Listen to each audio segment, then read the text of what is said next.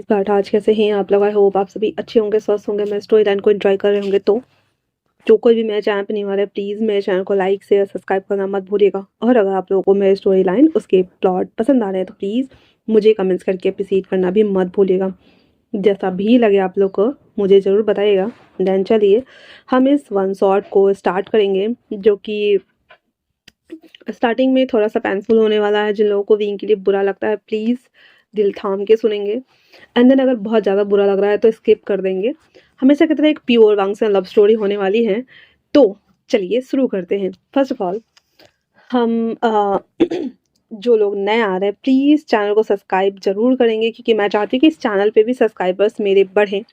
और मेरा पर्सनली ये मानना है कि अगर आप लोग सब्सक्राइब करते हो तो आप लोगों के हाथ बिल्कुल भी दर्द नहीं करेंगे, बस एक बटन दबाने होते हैं जो कि आप लोग अच्छे से कर लेंगे। एंड देन हाइप करना बिल्कुल भी नहीं भूलेंगे, ओके? क्योंकि अगर आप मुझे सच में एडमायर करते हो और अगर मेरी स्टोरी पसंद आ रही है तो प्लीज़ आप इतना कर सकते हैं, क्योंकि बदले में आप मुझे पेड भी नहीं कर रहे हो बस।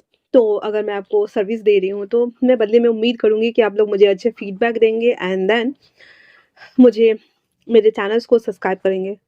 तो चलिए हम स्टार्ट करते हैं, ओके? लान किरण जांग मेंसन में आके बैठे हुए थे। उनके एक पैर दूसरे पैर के ऊपर चढ़ा हुआ था एंड देन वो अपने ऐसे चिन को ना थोड़े से रब करते हुए कहते, ये भी नहीं, "उहुं, ये भी नहीं, ये भी नहीं।" इतना सुनना हुआ ही था तो जो जियांग फेमियांग थे वो और जियांग यू दोनों इरिटेट होते हुए कहते हैं, आप आखिर चाहते क्या हैं? आपको मेरा बेटा और बेटी भी पसंद नहीं आया है, और यहाँ पे मैंने आपको टॉप लेवल के सॉवेंट्स दिखाए हैं, तो आपको वो पसंद क्यों नहीं आ रहे हैं? लैन किरण कहते हैं, मुझे वोट चाहिए। तो जांग फेमियांग कहते हैं, आखिर आप किसकी बात कर रहे हैं? लैन किरण कहते हैं, तुम्हारे घर में कितने सॉवेंट्स हैं? तो जांग फेमियांग कहते हैं, एक मिनट। फिर इतना बोलकर सबको बुलाया जाता है। लैन किरण सबको देख लेने के बाद कहते हैं, अभी भी एक मिसिंग है, जियांग, जो कि बहुत ज़्यादा घबराई हुई थी। वो जियांग फेमियांग को साथ में जियांग छिंग और यानली को भी देख रहे होते हैं। जांग फेमियांग कहते हैं, आप विंग की बात कर रहे हैं? तो लैन किरण कहते हैं, ओ तो उसका नाम विंग है, हाँ मैं उससे मिलना चाहूँगा। जियांग फेमियांग कहते, यू विंग कहाँ है? जियांग यू, जो कि उसके प्राण पूरे निकले हुए थे, एंड देन वो कहती है, वो जी वो जियांग चेन, जो कि गुस्से के मारे तिल मिला रहा होता है, एंड देन अपनी जगह से खड़ा होते हुए कहता है, डैड मैं ऊपर जा रहा हूँ। जियांग फेमियांग कहते हैं, चुपचाप बैठो यहाँ से। फिर जियांग फेमियांग कहते, क्या वो अपने रूम में है? जियांग यू कहती है, जी। विंग वहाँ अपने रूम में बहुत बुरी तरीके से कांप रहा था। विंग का पूरा फेस सफ़ेद हो चुका था। और अभी मैं लाइव करके आई हूँ, जैसा कि आप सब लोगों को पता ही है, इसलिए मेरे वॉइस थोड़े थोड़े लगने वाले हैं। तो अंडरस्टैंड करना, ओके?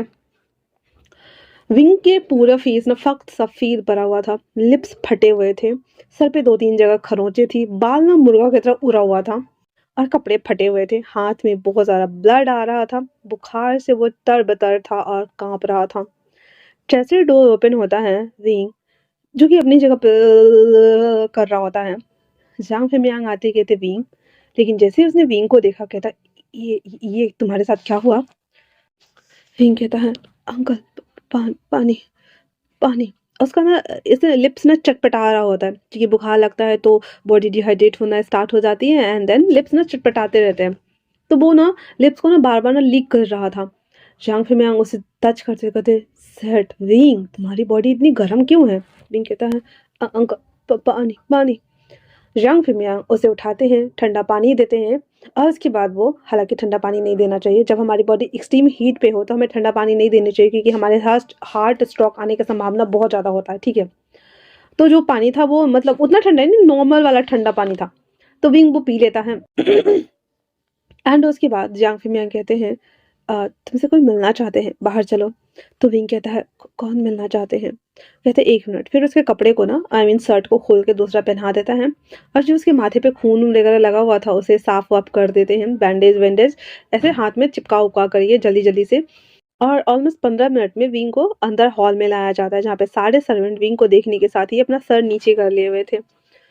जब लैन किरण विंग को देखते हैं, खड़ा होते ही अपने डंडे को पटकते हुए कहता, किसकी हिम्मत हुई इसके ऊपर हाथ उठाने की, हाँ? तो जियांग फेमियांग कहते हैं, "आ, किरण बैठ जाओ। फिर विंग को सोफे पे बिठा तो विंग को ना बैठते आह निकल जाती है, जिसके बाद जियांग चिंग तमतमाते हुए कहता है डैड मैं जा रहा हूँ। जियांग फिर मैं कहते मैंने कहा ना बैठ जाओ। फिर वो विंग से पूछते हैं कि क्या हुआ विंग। विंग कहता कुछ नहीं अंकल, मैं वो काम कर रहा था ना तो आइसलैंड से चोट लग गई। इतना बोलकर जैसे ही जियांग फिर मैं हाथ देने वाला तो विंग कहता नहीं। तो वो ना एकदम डर गया हुआ था।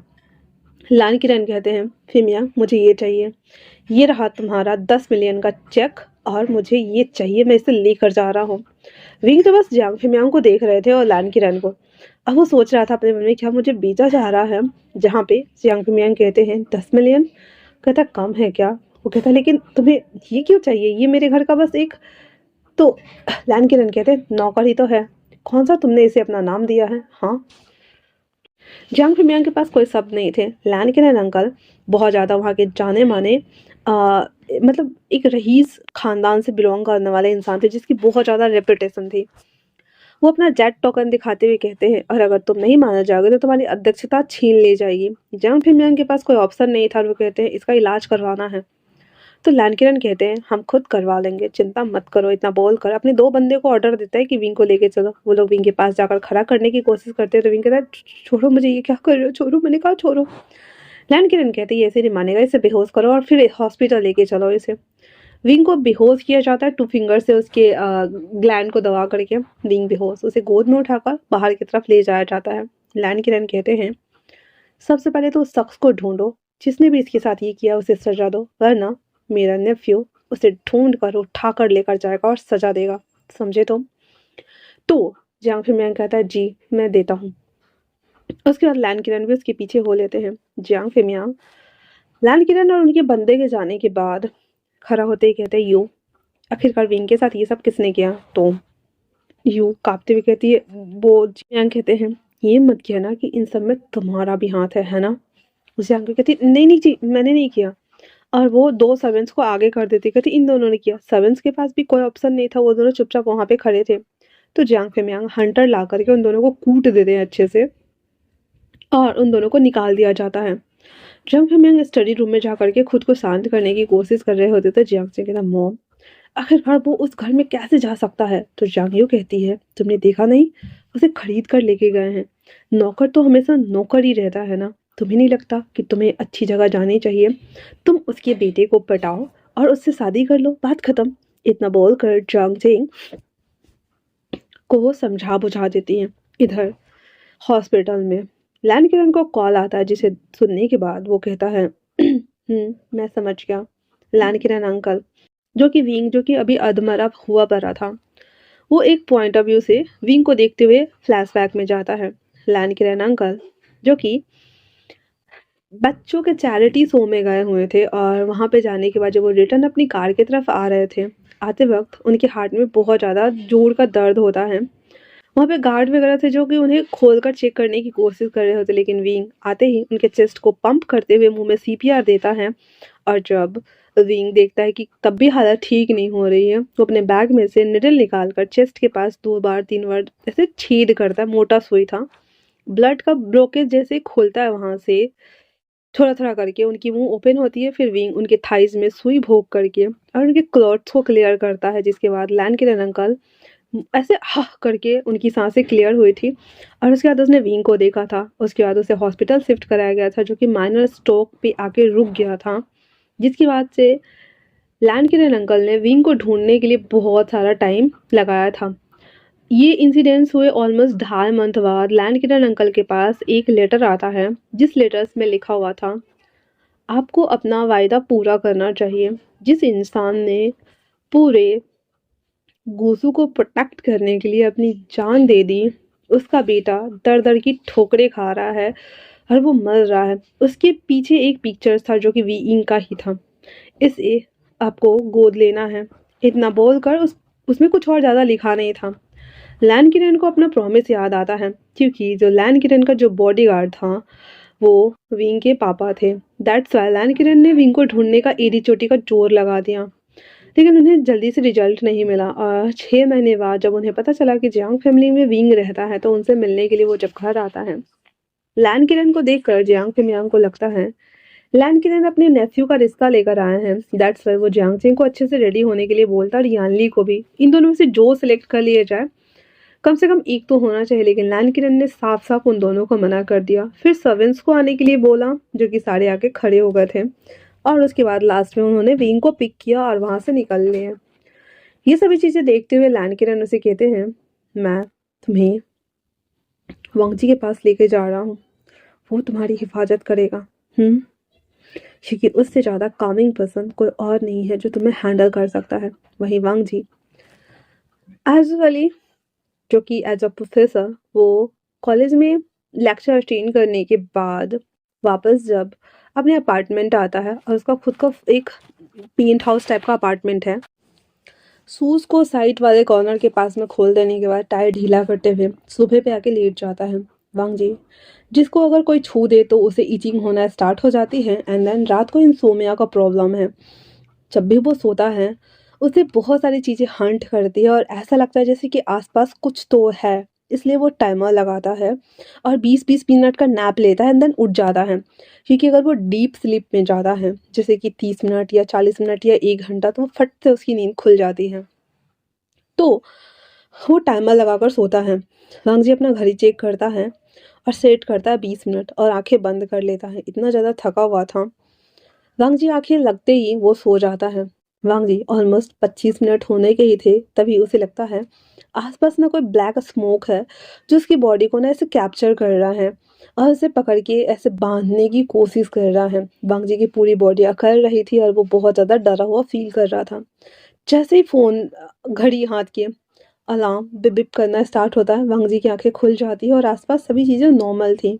वांग जी अपने इन सारी चीज़ों से परेशान हो चुका था और वो साइकिक ट्रीटमेंट भी ले रहा था, और साइकेट्रिस्ट का कहना था कि ये सभी चीज़ें काम के प्रेशर, थकान, एंजाइटी की वजह से होते हैं, जिससे कि दिमाग इल्यूजन क्रिएट करता है और अनवांटेड चीज़ों को अपनी ओर आकर्षित करता है। हालांकि वांग जी को भी ये बात सच लग रही थी, क्योंकि वो बहुत ज़्यादा स्ट्रेस लेता था, अपने काम को परफेक्टली क्लीन करता था और अच्छे से परफॉर्म करता था हर चीज़ को। दैट्स वाई उसे भी लगने लगा था कि उसकी मानसिक थकान बहुत ज़्यादा हो रही है। वो फिर फ्रेश होने जाता है, नहाता है, खाना वगैरह बनाता है एंड देन खाना लगाया ही था कि डोरबेल बजता है। डोर बजता है तो वांग जी गेट ओपन करने के लिए आता है, जहाँ पे अंकल किरण खड़े थे, जिसके हाथ में बहुत मोटा सा सिगार था जिसे वो फूक रहे थे। वांग जी ग्रीट करते हुए कहता है, अंकल आप यहाँ कैसे? अंकल कहते हैं, मुझे तुमसे बात करनी है। तो वांग जी कहता है, जी आइए। वो लोग सोफे पे आके बैठ गए थे, जहाँ पे वांग जी चुपचाप से अपने अंकल की बातें सुन रहा था। और अंकल कहते हैं, जैसा कि तुम्हें पता है, तुम्हारे काका वो फॉरेन में शिफ्ट हो चुके हैं। मेरे पास बहुत सारे पॉलिटिकल इशू हैं जिसे मुझे हैंडल करना है, तो मैं उसमें बिजी रहता हूँ। पर मुझे तुम्हारी चिंता है। तुम्हारी बहन नेने बहुत ज़्यादा परेशान करती है मुझे, और वो इकलौता बच्चा काफ़ी है घर में शोर मचाने के लिए। लेकिन लान वांग जी कहता है, जी अंकल। अंकल कहते हैं, मैं चाहता हूँ कि तुम किसी की हिफाजत करो, क्योंकि जब वो खुद को सेफ और सिक्योर फील करेगा, उसके बाद तुम्हें उससे शादी करनी है। वांग जी जैसे मानो उसकी दुनिया ना 360 डिग्री टर्न हो गई थी, अप्स एंड डाउन्स हो गए थे, पूरी घूम गई थी। वांग जी कहता है, मुझे किसी से शादी करनी है। आप जानते हैं, अगर कोई मुझे टच करता है तो मुझे इचिंग प्रॉब्लम होती है, जैसे कि मेरे पूरे बॉडी पे सहस्त्र चींटियां रेंग रही है अंकल। पॉसिबल? तो अंकल कहते हैं, तुम्हें उसे संभालना होगा, क्योंकि वो किसी की अमानत है। रंग जी उसे सस्पिशियस लुक देते हुए कहता, किसकी? तो लैन किरण कहते हैं, वी चांग से। इतना सुनना हुआ था तो कहता है, अंकल क्या उसका बेटा जिंदा है? अंकल उसे देखते हुए कहते हैं, आई होप कि तुम अंडरस्टैंड करोगे। वो बहुत ज़्यादा डरा हुआ है और शायद उसे किसी ने टॉर्चर किया है, मारा है। वांग जी कहता है, क्या मतलब मारा है? कहता है, मुझे नहीं पता। अगर वो तुम्हें बता पाए तो ज़रूर पूछ लेना, और अगर ना बता पाए तो कोई बात ही नहीं। वांग जी कहता है, जी वो कहाँ है?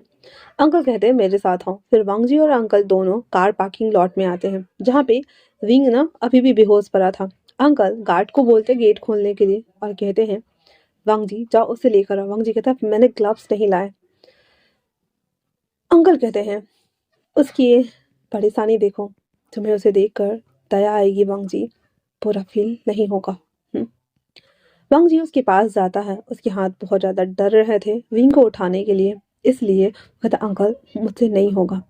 फिर अंकल गार्ड को बोलते हैं विंग को गोद में उठाने और ऊपर लेकर आने। विंग को उसके बगल वाले रूम में लिटा दिया जाता है, जहाँ पे वांग जी उसके कंबल से टक कर देता है और उसे देखते हुए कहता है, इसके बॉडी पे तो बहुत सारे बरीज है अंकल, इसे किसने मारा, इतने सारे बोन्स। तो लैन किरण कहते हैं, यही तो तुम्हें पता करना है वांग जिया।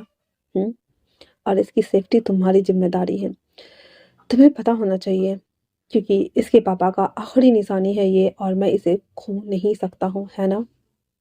तो जो हमारा वांग जी था वो ओके बोल देता है। उसके बाद लैन किरण वहाँ से चले जाते हैं, क्योंकि नीनी वेट कर रही होती है इसलिए। तो जो हमारा वांग जी था सबके जाने के बाद रूम बंद करता है, खाना जो कि ठंडा हो गया था उसे ढक देता है।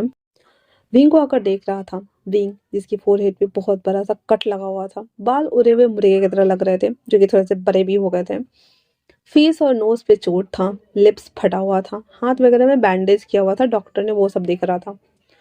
जी कहता है, ये सब क्या है और किसने किया तुम्हारे साथ ये सब कुछ। हाँ, क्या तुम्हें दर्द हो रहा है? उठने के बाद मुझे बता दो, मैं सुनना चाहूंगा। उसे देखता है अच्छे से टक करके, वो फिर बाहर आ जाता है, फिर से खाने को गर्म करता है, खा रहा होता है। खाना खाने के बाद वापस से विंग के पास आता है, पर विंग नहीं उठता है। वांग जी सोचता है कि उसके बाद वो अपना काम कर ले, जब वो उठेगा तो आवाज़ तो होएगी ही। इसलिए वांग जी नीचे हॉल में आता है, सोफे पे बैठा हुआ था और काम कर रहा होता है। लेकिन उस रात विंग की नींद नहीं खुलती है। वांग जी सोते सोते कब सो गया, मतलब काम करते करते कब सो गया उसे पता ही ना चला। अगले सुबह जब उसकी नींद खुलती है तो सुबह के 5:30 हो रहे थे। वांग जी भागते हुए विंग के रूम में आता है, जहाँ पे विंग सोया हुआ था, और उसे बहुत मतलब पेन हो रहा था कि क्या, वो नींद में ही बहुत ज़्यादा बड़बड़ा रहा था। विंग जब वांग जी रूम में एंटर करता है तो देखता है विंग बेडशीट को मचलते हुए बहुत ज़्यादा अपनी मुंडी को ऐसे ऐसे रब कर रहा था। फिर उसके बाद अपने बेड पे ही अपने बॉडी को रब कर रहा था और कह रहा था, नहीं मैंने नहीं किया, मैंने नहीं किया, सच में मैंने नहीं किया, मुझे माफ़ कर दीजिए, मैं ठीक से कर दूंगा। नहीं दर्द हो रहा है मुझे, नहीं ऐसे कर रहा होता है। जहाँ पे वांग जाते कहता है, हे काम डाउन, हे काम डाउन, हे काम डाउन। लेकिन उसके हाथ उसके बॉडी को टच ही नहीं कर रहे थे, वो बस मुंह से बोल रहा था और कहता, शांत हो जाओ, मैंने कहा शांत हो जाओ, मैंने कहा शांत हो जाओ। लेकिन वांग जी हाथ नहीं लगा रहा था, ना चाहते हुए विंग जो कि बहुत ज़्यादा उठा उठा के बॉडी पर टकरा था। वांग जी उसके बाद अब कोई ऑप्शन ना देख करके फट से उसकी बॉडी को चाँपते हुए कहता, मैंने कहा शांत हो जाओ, सब ठीक है। सब ठीक है, चिंता मत करो, कुछ नहीं हुआ है, तुम सेफ हो, तुम बिल्कुल सेफ हो। लेकिन वी जो कि अभी भी चिल्ला रहा होता है, बांग जी उसे उठाकर गोद लगा लेता है और कहता है, सब सब ठीक है, सब सब ठीक है, तुम शांत हो जाओ, ठीक है ना, सब अच्छा है, शांत हो जाओ प्लीज, शांत हो जाओ। इतना बोलकर उसे बैक को रब कर रहा होता है, जहाँ पे धीरे धीरे करके वो एक मतलब बोल सकते हैं कि काम डाउन होते होते होते होते और वापस से सो गया था। उसके बाद जो हमारा विंग था वो जब सो जाता है तो वांग जी फिर से उसे लिटा देता है। अमीन उसे देख रहा होता है, अपनी मन में कहता है, आखिरकार इसके साथ परेशानी क्या है, कौन ऐसा कर सकता है जिससे कि इसकी बॉडी पे इतने सारे ज़्यादा घाव हैं। ये सोचते हुए वांग जी उसे देख रहा होता है। फिर वो नहाने के लिए चला जाता है। जब नहा धुलाकर बाहर वापस आता है तो विंग ना उसकी आंखें खुली हुई थी। वांग जी उसके पास आता है और वांग जी टॉवल में ही था। उसके पास आते ही उसे कहता है, हे क्या हुआ, तुम्हें तुम्हारा नाम याद है? विंग उसे देखता है एंड देन कहता है, मैं कहाँ हूँ? बांग जी कहता है, तुम मेरे अपार्टमेंट में हो और तुम मुझे बताओ कि तुम्हारे साथ क्या हुआ है, थोड़ी देर पहले तुम पैनिक हो रहे थे। विंग उसे देखता है और कहता है, मैं कब से लेटा हुआ हूँ? बांग जी कहता है, ऑलमोस्ट कल से। विंग उसे देखता है और कहता है, अच्छा तो आप ही है वो जिसने मुझे खरीदा है? वांग जी अलग सदमे में था और कहता है, क्या बकवास कर रहे हो, आखिरकार मैं तुम्हें क्यों खरीदने लगा भला? हाँ, विंग कहता है, वो वो उस अंकल जी ने 10 मिलियन दिए थे, तो मुझे लगा आपने मुझे खरीदा है। मैं इस हालत में नहीं हूँ कि मैं आपको सेटिस्फाइड कर दूँ। मेरी बॉडी में बहुत पेन है और मुझे दर्द हो रहा है। मुझे थोड़ा सा मौका देंगे प्लीज। विंग की क्रैकिंग वॉइस सुनने के बाद वांग जी तो पहले आश्चर्य में था, उसे घूट कर देखते हुए खड़ा हो जाता है और कहता है, क्या नॉनसेंस वाली बातें कर रहे हो, किसने कहा कि तुम्हें मेरा। और कहता है, गॉड से मैं क्या कर रहा हूँ। और वो कहता है, चुपचाप लेटे रहो, मैं अभी आया। इतना बोल वांग जी बाहर आता है, अपने कमरे में जाता है, फोन निकालता है और अंकल को फट से कॉल। अंकल पहले रिंग में कॉल उठाते हुए कहते हैं, वांग जी क्या उसे होश आया। वांग जी तमतमाते हुए कहता, अंकल ये क्या वाहियात चीजें कर रहे हैं आप मेरे साथ, आपने उसे खरीदा है मेरे लिए।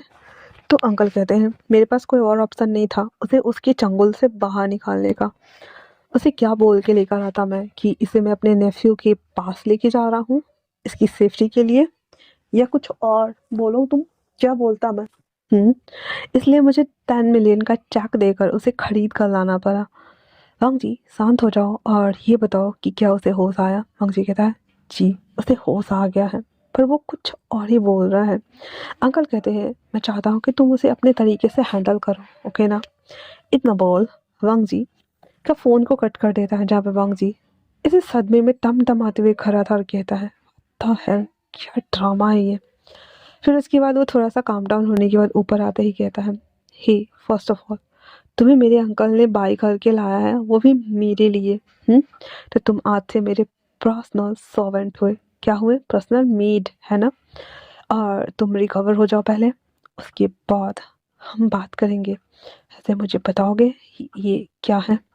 वही अपने बोन्स को और जितने भी बरीज थे वो उन सबको देखते हुए कहता है, नहीं तो कुछ भी नहीं है, ऐसे भी ये छोटे मोटे चोट तो लगती रहती है ना। वहीं उसे देखता है और अपने मन में, वांगजी उसे देखकर अपने मन में कहता है, इसे मैं अलीबाग साय लग रहा हूँ, मतलब मेरे पास दिमाग नहीं है, इसे किसी ने बहुत बुरी तरीके से टॉर्चर करके मारा है और उसके बावजूद भी ये ढीठ की तरह झूठ बोल रहा है। वांगजी कहता है, लेट जाओ, मैं तुम्हारे लिए खाना लेकर आता हूँ। इतना बोल वो नीचे आता है और वो जब नीचे आता है तो सबसे पहले तो अपने लिए और विंग के लिए हल्का सा ही खाना बनाता है। खाना बनाते वक्त वांगजी उसे कहता है, क्या मैं इसका नौकर हूँ जो मैं इसके लिए खाना बना रहा हूँ और ये तमाम चीज़ें कर रहा हूँ। इसे नहीं लगता कि ये कुछ ज़्यादा हो रहा है।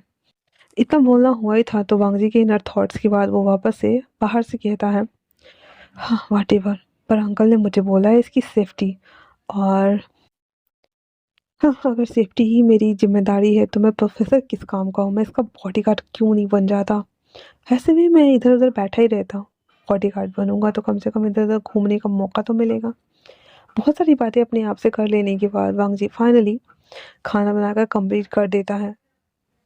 उसके बाद वो 2 प्लेट में निकालता है और फिर विंग को लिए ऊपर आता है, जहाँ पे विंग आराम से सो रहा था। वांग जी कहता है, लो कर लो बात।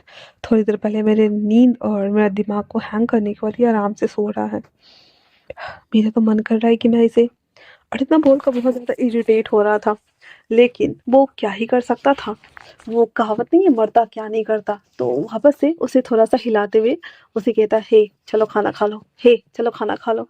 लेकिन हमारा विंग ऑलरेडी सो चुका था, इसलिए वांग जी उसे सोते हुए बस देखता और कहता है, सोते वक्त स्लीपिंग कॉर्ड लग रहे हो, पर तुम्हें नहीं लगता कि तुम्हारे साथ कुछ तो गड़बड़ है। तुम जब तक मुझे बताओगे नहीं तब तक मैं कैसे कैसे तुम्हारी बात समझूं और कैसे किसी भी चीज़ का सलूशन निकालूं। और ये बोलते हुए उसे देख रहा होता है, उसके हैंड्स को बढ़ा अपने हैंड्स को बढ़ा रहा होता है ताकि वो उसे आराम से उठा सके। अनजाने में ही सही, वांग जी के जब हाथ पूरे उसकी बॉडी को टच करने वाले थे, विंग का सबकॉन्शियस माइंड वांग जी का सबकॉन्शियस माइंड विंग को वांग जी का सबकॉन्शियस माइंड वांग जी को अलर्ट करते हुए कहता है, तुमने हाथ में ग्लव्स नहीं वेयर किए हैं। फिर वांग जी जल्दी से अपना ग्लव्स वेयर करता है और उसको टच करता है और कहता है, उठो। विंग आईज ओपन करने के साथ ही उसे देखता है और कहता है, हाँ। वांग जी कहता है, मैंने खाना बनाया है, चलो खा लो। विंग कहता है, मुझे भूख नहीं है। तो वांग जी कहता है, तुमने ही तो कहा था कि तुम मेरे लिए खरीद कर लाएगा हो, तो जैसा मैं कहूँ वैसा ही करो चुपचाप से, तुम्हारे पास ऑप्शन नहीं है ना कहने के। इतना बोल वांग जी उसे उठकर बैठने के लिए बोलता है। विंग उठकर जब बैठता है तो वापस से उसे वो लेकर के डाइनिंग एरिया की तरफ जाने लगता है वांग जी, ताकि वो दोनों साथ में खाना खा सके। विंग जो कि आधी नींद में ही था तो वो आराम से उठ के बैठ जाता है क्योंकि अब वो वांग जी की बात सुने बिना तो रह नहीं सकता था। ऊपर से अगर वो नहीं सुनता तो उसे डांट पड़ती अलग से, इसलिए वो ऐसे ना आधे कच्चे नींद में आके बैठ जाता है। उसके बाद वांग जी उसके प्लेट में खाना लगाकर ऐसे टरका देता है एंड देन उसे घूरते हुए कहता है चलो खा लो। विंग वांग जी को देखता है देन चुपचाप से खाना खाना स्टार्ट कर देता है। विंग जब खा रहा था तो उसके हाथ में दर्द हो रहे थे और उसके हाथ में सीख कर रहे थे। वांग जी उससे पूछता है कि क्या बहुत ज़्यादा दर्द हो रहा है? तो विंग बोल देता है कि हाँ, दर्द हो रहा है, बहुत ज़्यादा ही, और मैं खुद से ये नहीं कर पाऊँगा। वांग जी उसके बगल कुर्सी को खींचता है क्योंकि 4 लोगों की कुर्सी लगी हुई थी, तो उसकी तरफ कुर्सी खींच कर लेकर आता है राइट साइड से। फिर उसके प्लेट को अपनी तरफ खींचता है। फिर एक हाथ नीचे लगाकर दूसरे हाथ से चम्मच को लेकर उसकी तरफ बढ़ा देता है जहाँ पे विंग एक डीप आइज़ के साथ में वांग जी को देख रहा होता है एंड देन वो चुपचाप से उसके हैंड से वो सभी चीज़ें खा रहा होता है। खाना खिला लेने के बाद वांग जी विंग को ले जाकर वापस से बेड पे लिटा देता है। उसके बाद आकर के उसके प्लेट को देखता है जिसमें ऑलमोस्ट खाना फिनिश था। फिर वांग जी अपना खाना खाकर वापस से अपने कमरे में चला जाता है। उस रात वो दोनों वैसे ही सो जाते हैं। अगले दिन सुबह सुबह की जो लाइट थी, सनलाइट वांग जी के ऊपर पड़ती है एंड देन जो वांग जी था वो उठता है। एक्सरसाइज वगैरह कर लेने के बाद वो एप्रन पहनता है। ऊपर उसने कुछ नहीं वेयर किया था। अपने लिए और विंग के लिए खाना बनाता है। बहुत ही ज़्यादा हॉट एंड टैसिंग लग रहा था एंड वो बहुत ज़्यादा चार्मिंग भी लग रहा था। विंडो ओपन करने के साथ ही हल्का कर्टन खोलने के साथ ही सूर्य की हल्की रोशनी उसकी बॉडी को उस रूम को सनलाइट से भर रही थी। उसके बाद वांग जी खाना को जो बनाया था उसने उसे ऐसे फोल्ड करके ढक देता है। ढकने के बाद वापस से नहाने-वहाने चला जाता है और उसके बाद वो जब नहा कर आता है, तो वो उठता है, वो नाश्ता उठाकर विंग के रूम में ले जा कर के उसके ऊपर चिट लगा देता है। चिट लगाने के बाद वो कॉलेज चला जाता है क्योंकि उसे एज़ अ प्रोफ़ेसर कॉलेज जाना था। अब वांग जी घर में रहता है तो थोड़ा-सा डिफरेंट वे में रहता था, मतलब नाइट पैंट वगैरह और ये सब चीज़ें पहन के। पर कॉलेज जाने टाइम में वो हाई नेक तक का एकदम ब्लैक कलर का वो स्वेटर बोलो या टॉप बोलो जो भी बोलो, वो उसके ऊपर से ओवरकोट, गॉगल्स, हाथ में 2-3 बुक्स और उसके बाद वो क्लास लेने चला जाता है। पूरा दिन वहाँ पे वो बच्चों लोगों को पढ़ाता है और शाम में जो उसका जितना भी होमवर्क वगैरह था, वो सभी चीज़ें देने के बाद एक बार री-चेकअप करने के बाद, शेड्यूल वगैरह चेक करने के बाद घर आता था। अब इधर विंग विंग उसकी नींद ऑलमोस्ट 12-1 बजे खुलती है, तो वो उठ के बैठ जाता है। बॉडी में बहुत ज़्यादा पेन हो रहा था और वो वॉशरूम जाता है। वॉशरूम से जब आता है तो खाना ढका हुआ था। उसके ऊपर चिट था, जिसे उठाकर विंग पढ़ता है जिसके ऊपर लिखा हुआ था, "मैं जा रहा हूँ, मुझे कॉलेज जाने हैं, तो ये खा लेना।" विंग उस ठंडा खाना को चुपचाप लेकर खा लेता है। अंदर वहाँ पे ऐसे ना चुपचाप से बैठा हुआ था। उसे कुछ समझ नहीं आ रहा था और उसे ये भी नहीं पता था कि उसे नहा कर के क्या कपड़े पहनने चाहिए और क्या नहीं। इसलिए वो नहा लेता है, वांग जी के रूम में जाता है, उसमें से एक शर्ट ले लेता है जो कि उसके थाइज़ तक आ रहे थे। वांग जी का एक फ्लिप-फ्लॉप पहन करके और फिर वांग जी का रूम ठीक कर देता है, फिर अपना वाला रूम ठीक करता है। किचन में 1-2 बर्तन थे, वो सब धो देता है। खाना वगैरह जो था वो देखता है तो उसे कुछ समझ ही नहीं आता क्योंकि ज़्यादा सामान वगैरह था नहीं। उसके बाद विंग वापस से उस चेयर पे दोनों पैर को, मतलब जो खाने वाले टेबल थे ना, वहाँ पे 4 चेयर थे, तो एक टेबल पे वो दोनों पैर को ऊपर करके फ्लिप-फ्लॉप को नीचे रख के, दोनों पैर को कडल करके अपने पैर के ऊपर ही सर रख के वापस से ऐसे ना बैठा हुआ था। क्योंकि शाम का टाइम था और उसे आइडिया नहीं था कि वांग जी कब आने वाला है। तो वो बैठा हुआ था, फिर बैठे-बैठे कब उसे नींद आ जाती है उसे पता ही नहीं चलता। भूख भी लगी हुई थी तो खाना का कोई इंतज़ाम था ही नहीं। दैट्स व्हाई वापस से वो सो जाता है। वांग जी जब डोर ओपन करके, मतलब जब वो अपने अपार्टमेंट आता है, की कार्ड डाल के जब रूम ओपन करता है तो वो विंग को टेबल पे ऐसे सोया हुआ देखता है, तो उसे थोड़ा-सा आश्चर्य हो रहा था कि विंग मतलब बहुत ज़्यादा क्यूट लग रहा था। उसके जो बाल थे वो बहुत ज़्यादा मेसी हो रखे थे और वो बहुत ही प्रीटी लग रहा था। प्रीटी वे में उस तरह से सो रहा था। वांग जी धीरे-धीरे उसकी तरफ बढ़ता है एंड उसके जो लेग्स थे बहुत ही ज़्यादा पतले और सैलेंडर थे, जिसे वो नीचे से ऊपर तक देख रहा था। वांग जी उसे पता नहीं क्या हो रहा था, पर अचानक से उसकी निगाहें उसके थाइज़ तक जाके रुक जाती हैं, क्योंकि अंदर में जो शर्ट थे वो उसके इनर जो बैंड्स थे ना उसे वो विजुअल करा रहा होता है। वांग जी जिसका कान ऑलमोस्ट ना रेड हो गया था, तो वो अपने फेस को टर्न कर लेता है और जो उसका ओवरकोट था वो कस के पटक देता है। तो जिस साउंड से विंग की नींद खुल जाती है, तो वो जब देखता है कि वांग जी सामने खड़ा है, तो वो उसे कहता है आप आ गए। तो वांग जी बस उसे घूर कर देख रहा था। विंग कहता है ओह वो मैं नहाने चला गया था, तो मुझे समझ नहीं आया कि मुझे क्या पहनना चाहिए। मेरे पास कपड़े भी नहीं थे, तो मैंने आपका शर्ट बोरो कर लिया। अगर आप बोले तो मैं उतार दूँ? हम जी कहता है नहीं, वैसे भी ये शर्ट पुराने हो गए थे, तो मुझे इसकी ज़रूरत नहीं है। और हाँ, मैं कल तुम्हारे लिए कपड़े लेता आऊँगा। विंग कुछ नहीं बोलता और उसका ओवरकोट लेते हुए कहता है मैं आपके लिए खाना बना दूँ? वांग जी उसे देखता और कहता है तुम्हारे हाथ ठीक है?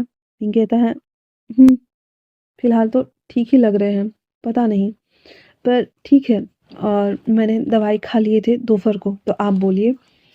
वांग जी उसे घूर कर देखते हुए कहता है मेरे लिए कॉफ़ी बना दो, मैं आता हूँ। विंग हाँ में सर हिला देता है, जहाँ पे वांग जी वापस से अपने रूम में चला जाता है। विंग बस उसे ऊपर जाते हुए देख रहा था। उसके जाने के बाद विंग कॉफ़ी बनाना स्टार्ट कर देता है, धीरे से। उसके बाद वो थोड़ी देर बाद वो कॉफ़ी लेकर के ऊपर आता है, जहाँ पे वांग जी अपने कपड़े वगैरह ढीला करके ऐसे बैठे हुए था। तो फिर विंग ना उस कॉफ़ी को ले जाकर वहाँ रख देता है और खड़ा था। तो वांग जी कहता है तुम्हें खाना बनाने आता है? विंग कहता है मैं बना लेता हूँ। वांग जी कहता है तुम्हारे साथ क्या हुआ था? विंग बस उसे ना चुपचाप घूर कर देख रहा था और अपने हाथों को ना मसल रहा था। तो वांग जी कहता है क्या तुम नहीं बता सकते? विंग कहता है कुछ खास नहीं जी, बस छोटा सा हादसा हुआ था। मैं किचन आइलैंड से टकरा के गिर गया था। वांग जी से कहता है "हम्म, अपनी बातों पे टिके रहना तुम्हें अच्छे से आता है ना?" विंग अपना सर नीचे कर लेता है, जहाँ पे वांग जी कहता है जा सकते हो, जाओ और जा करके जो मन करे वो बना लो। मैं थका हुआ हूँ और मैं थोड़ा रेस्ट करना चाहता हूँ। 8 बजे से पहले मुझे मत बुलाने आना। विंग हाँ में सर हिलाते हुए वहाँ से वो चला जाता है। अब जो हमारा विंग था वो तो चला गया था खाना बनाने। वांग जी अभी भी उसकी बैकग्राउंड के बारे में लैपटॉप ओपन करता है, कॉफ़ी पीते हुए सर्च करना स्टार्ट करता है, लेकिन वांग जी को कुछ भी नहीं मिलता है। अब वांग जी सोचता है ऐसा पर्टिकुलर नाम, चीज़ें, मॉम कुछ तो होना चाहिए। डैड कांग से सिरेन ओह सॉरी वी चांग से है, पर मॉम कौन हो सकती है इसकी? और कहाँ से आया है ये? ऐसे तो ये नहीं टपका होगा ना? कुछ तो इसका फैमिली बैकग्राउंड होना चाहिए। विंग का फैमिली बैकग्राउंड कुछ भी नहीं था।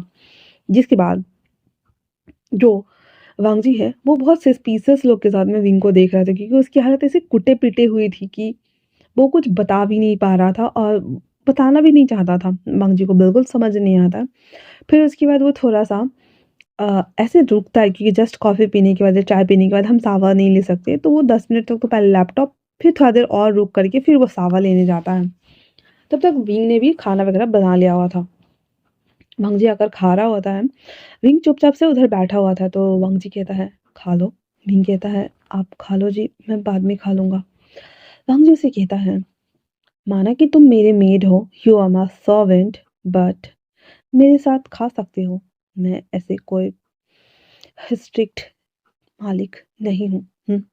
विंग हाँ में सर हिलाते हुए अपने लिए भी खाना निकालता है, देन उसे देकर चुपचाप खा रहा होता है। वांग जी के जाने के बाद विंग सभी चीज़ें धो लेने के बाद वही शर्ट पहने हुए सोने के लिए चला गया हुआ था। वांग जी अभी भी लैपटॉप पे उसके फैमिली से रिलेटेबल चीज़ों को ढूँढ रहा था। उसने अपने दोस्त से भी हेल्प माँगी थी कि उसकी मदद कर दे, जिसे एक लिंक दिया गया था जिससे कि पर्सनल डिटेल्स वगैरह हम देख सकते हैं। पर वांग जी को वहाँ से भी कुछ भी नहीं मिला था। सिर्फ़ उसे इतना पता है कि विंग के पापा उसके अंकल के लिए काम कर रहे थे। ऑलमोस्ट वांग जी और सीचन की बहुत कम बनती है और सीचन पहले से ही शादीशुदा है और उनकी फैमिली अमेरिका में रहती है। यहाँ पे अंकल है जो कि उनके विलाज में रहते हैं और वांग जी पेंट हाउस में रहता है। अंकल पॉलिटिशियन कनेक्शंस है उनकी और बहुत ही रॉयल फैमिली से बिलोंग होने के नाते उनके कुछ रिसॉर्ट्स वगैरह चलते हैं। तो वो सारा काम फिलहाल से अंकल देख रहे थे और वांग जी भी बीच-बीच में चेकआउट करता था। लैंस चेन अमेरिका में ही उन्होंने अपने होटल एंड मैनेजमेंट का जो होता है ना संस्थान, तो वो खोला एंड देन बच्चों को उधर पढ़ाना स्टार्ट कर दिया हुआ था। इसलिए वो वापस से चाइना नहीं आते हैं। तो ये सभी चीज़ें नॉर्मली लैन फैमिली का ये बैकग्राउंड है। वांग जी लेटा हुआ था और अभी भी विंग के बारे में सोच रहा था। जब वो सोचते-सोचते बहुत ज़्यादा थक जाता है, तो वो गैलरी में आ जाता है और स्मोक करना स्टार्ट कर देता है। अचानक से बारिश होने की वजह से क्योंकि अगस्त का मंथ चल रहा था, बारिश कभी भी हो जा रही थी। वांग जी अंदर आ जाता है और वो एक सोफे से टिक करके खड़ा होकर के और वापस से लाइटर से ऑन करके सिगरेट को जला करके स्मोक कर रहा होता है। विंग जो कि आधी रात को सो रहा था, अचानक से बिजली कड़कने की वजह से फट से उठ के बैठ जाता है और उसे बहुत ज़्यादा डर लग रहा था। एक बार जब वो ऐसे बिजली कड़कती है, आस-पास देखता है और बाहर से बारिश की आवाज़ आ रही थी फट-फट करके। विंग भागते हुए सीधे वांग जी का डोर ओपन कर देता है, बिना नॉक किए ही। डोर ओपन करने के साथ ही इधर-उधर देखता है एंड देन वो वांग जी के कबर्ड जो कि सेल्फ कबर्ड था, जिसके नीचे वो कुछ फाइल पेपर्स वगैरह रखता था, वहाँ पे एक जगह खाली थी, वहाँ जाके बैठ जाता है। वांग जी जो कि शॉक्ड ही हो गया था क्योंकि अचानक से रूम खोल कर विंग भाग कर आकर उसके अंदर चला गया था। वांग जी उसके पास आता है, लेकिन विंग मुँह से कुछ भी नहीं बोलता। वो इशारे से उसे हाथ से नाना नाना बोल रहा होता है। जब दोबारा से बिजली कड़कती है, तो विंग वांग जी का टी-शर्ट ना फट से पकड़ लेता है और अपनी तरफ खींच देता है क्योंकि वांग जी ना नाइट वियर पहना हुआ था। जिससे कि वांग जी उसके एकदम करीब आ गया था। विंग की चढ़ी हुई साँसें वांग जी अच्छे से देख पा रहा था। विंग की आँखों में बहुत ज़्यादा डर था। उसकी पलकें एब्नॉर्मल नहीं झपक रही थी, वो बहुत तेज़ी के साथ में फड़क रही थी, साँसें ऊपर-नीचे हो रही थी और वो वांग जी के टी-शर्ट को कस के ग्रैब किया हुआ था चेस्ट के पास। वांग जी उसे कहता है, "क्या हुआ है?" विंग कहता है, "मुझे ब ब बारिश बिजली से डर लगता है।" इतना बोलकर उसको पकड़े हुए था। जब तीसरी बार बिजली की साउंड सुनता है, तो विंग उसे खींच लेता है। वहाँ पे 2 लोगों के बैठने के लिए आराम से जगह थे। वांग जी, जो कि इंसानों को टच भी नहीं करता था, उसके खींचे जाने के बाद वो शॉक था, जहाँ पे विंग उसके हाथों को कस के जम के पकड़ लेता है एंड देन ऐसे ना इधर-उधर देख रहा होता है, जहाँ पे वांग जी से कहता है, "क्या हुआ?" विंग कहता है, "मुझे डर लग रहा है। आप यहीं रहिए ना प्लीज़। मैं मुझे डर लग रहा है।" वांग जी कहता है, "हुँ।" इतना बोलकर वो कहता है, "मेरा हाथ छोड़।" विंग कहता है, "नहीं।" मैं नहीं छोड़ने वाला। भांग जी कहता है मैंने कहा मेरा हाथ छोड़ो। विंग कहता है नहीं मैं नहीं छोड़ने वाला। भांग जी उसे देखता है और जिद कर रहा था वो इसकी वजह से उसके बगल में वो बैठ जाता है थोड़ा सा खसक के। पर विंग थोड़ा सा टेढ़ा होकर उसके बॉडी के ऊपर अपना पूरा वेट डालते हुए अपना सर लगा करके और ऐसे ना उसके पीछे के साइड से ना मुंह छुपा लेता है। भांग जी कहता है क्या कर रहे हो ये हाँ। विंग कहता है मुझे डर लग रहा है। आपको समझ में नहीं आ रहा है क्या? मैं मुझे थोड़ी देर ऐसे ही रहने दीजिए। भांग जी कहता है, ठीक है। भांग जी अपने हैंड वा जो वॉच था, उस हैंड वॉच में ना 20 मिनट का टाइमर लगाता है क्योंकि उसे भी फ़ोबिया था, दैट्स व्हाई 20 मिनट का टाइमर लगाने के बाद वापस से उसके साथ बैठ जाता है। लेकिन धीरे ही धीरे 5 मिनट के अंदर में भी क्योंकि नींद में था वो, रात का टाइम हो चुका था ऑलमोस्ट। विंग ना उधर ना ऐसे ढकने लगता है तो वांग जी ना उससे कहता है क्या कर क्या रहे हो? लेकिन जैसे वो हटता है विंग थलथलाकर गिरने वाला था कि वांग जी उसे अपने हाथ से पकड़ लेता है।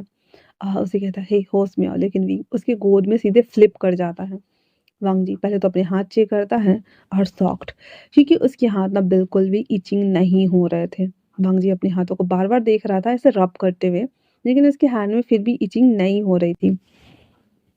वांग जी को यकीन नहीं हो रहा था, वो डरते हुए एक फिंगर ना उसके गाल में पोक करता है। लेकिन फिर भी विंग तो उठा नहीं था लेकिन उसके हैंड में इचिंग नहीं हो रही थी। वांग जी कहता वाह! ये क्या है? खैर छोड़ो मुझे भी नींद आ रही है और उससे बोलता हे हे लेकिन विंग उसके थाइस को मतलब कि उसके प्राइवेट पार्ट के ऊपर सर रखा हुआ था और उसके थाइस को कस के ग्रैब किया हुआ था। वांग जी कहता है सेट ये सर भी कहाँ रखा हुआ है? पर वांग जी के दिमाग में भी ऐसा कोई थॉट नहीं आ रहा था। दैट्स व्हाई वो अपना सर टिका देता है उसके पीछे की जो लकड़ी की दीवार थी उसके ऊपर और वो एकदम ऐसे करके आँखें बंद कर लेता है। लेकिन बीइंग जो कि नींद में ही सुगबुगा रहा था, अब उसका मुंडी तो इधर-उधर हो रहा था लेकिन उसको नहीं पता है कि वो सोए हुए वो उसको जगा रहा है। तो वो जब सुगबुगा रहा था वांग जी को जब इरेक्शन स्टार्ट होता है, जैसे इरेक्शन स्टार्ट होता है वांग जी फट से आँख खोलता है और 20 मिनट होने में 2 मिनट बचे थे। घड़ी का जो अलार्म था वो बज गया था। वो फटक से उसे बंद करता है एंड देन विंग को देखता है जहाँ पे विंग पीसफुली सो रहा था एंड देन वांग जी उसे कहता है, क्या कर क्या रहे हो?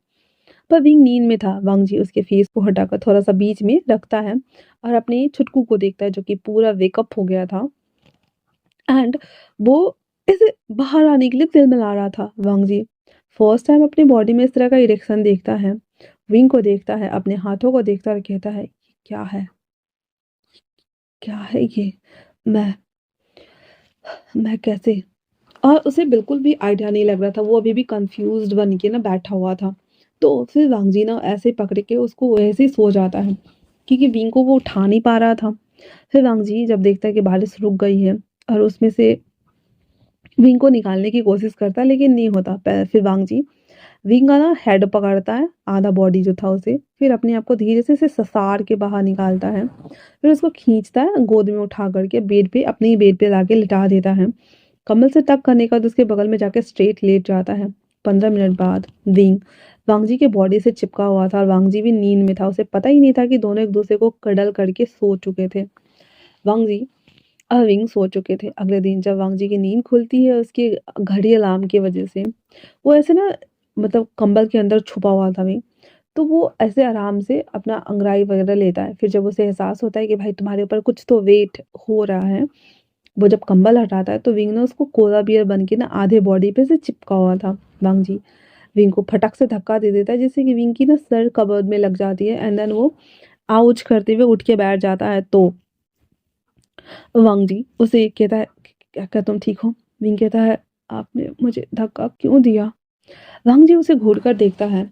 फिर विंग को जब एहसास होता है कि भाई तुम गलत इंसान के बेड पे आके लटके पड़े हो, तो वो कहता है, मुझे माफ कर दीजिए कल रात के लिए और आपका बहुत बहुत शुक्रिया। वांग जी कहता है, आखिर तुम्हारी प्रॉब्लम क्या है? हाँ, तुम कल रात को इस तरह से बिना नॉक किए तुम मेरे रूम में आ गए, आ करके इतना बड़ा तमाशा क्रिएट कर दिया।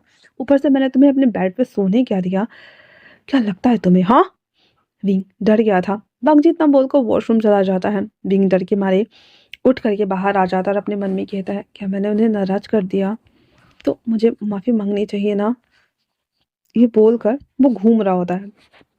वांग जी जब रेडी होकर के आता है तो विंग ना कॉफ़ी बना रहा था, हल्का-सा ऑमलेट वगैरह भी बनाया हुआ था उसने, तो वो उसे पास कर देता है। वांग जी उसे देखता कहता है, मुझे भूख नहीं है। विंग फट से जाकर उसका हाथ पकड़ते हुए कहता है, मुझे माफ़ कर दीजिए, अगर नेक्स्ट टाइम से मुझे डर भी लगाना है तब भी मैं नहीं आऊँगा।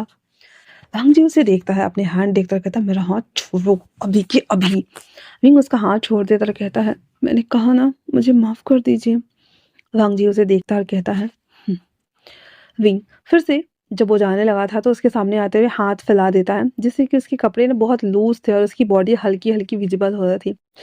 भांजी का इरेक्शन ना फिर से स्टार्ट हो गया था एंड वो वापस से उसको घूर कर देख रहा था। फिर कहता है, मैंने कहा मेरे रास्ते से हटो। पर विंग नहीं हटता है एंड वो उसे कहता है, आपने नाश्ता नहीं किया, अब कुछ तो खा लीजिए प्लीज, मैं टोस्ट लेके आऊं। वांग जी उसे घूर कर देखते हुए कहता, बिना खाए जाने नहीं दोगे? विंग कहता है, नहीं मैं नहीं जाने दूंगा। वांग जी कहता है, ठीक है जाओ लेकर आओ। विंग जैसे ही लेने के लिए जाता है वांग जी दरवाजा खोल के बाहर विंग आता है और उसे खोलने की कोशिश करता है लेकिन दरवाजा लॉक्ड हो चुका था। वांग जी बाहर आते हुए खुद को ही मन एक स्लैप खींच के लगाते हुए कहता है, "ये क्या पागलपन है लान वांग जी? वो एज अ मेड इस घर में लाया गया है, तो तुम अपनी ही मेड के ऊपर ऐसी गंदी नजर कैसे डाल सकते हो? छी, लानत है तुम पे।" इतना बोल वांग जी वहां से चला जाता है। उसके जाने के बाद विंग सैड था, वो वापस से उसे भी भूख लगी थी और वो भूखा नहीं रह सकता था इसलिए वो सारी चीजें खा लेता है और वापस से वांग जी के रूम में आता है। उस बेड की हालत देख करके वो कहता है, क्या मैंने रात को कुछ किया होगा? क्या इसलिए वो नाराज है? मुझे समझ नहीं आ रहा। मुझे तो कुछ याद भी नहीं है। मुझे बस इतना याद है कि बारिश की वजह से मुझे बहुत डर लग रहा था।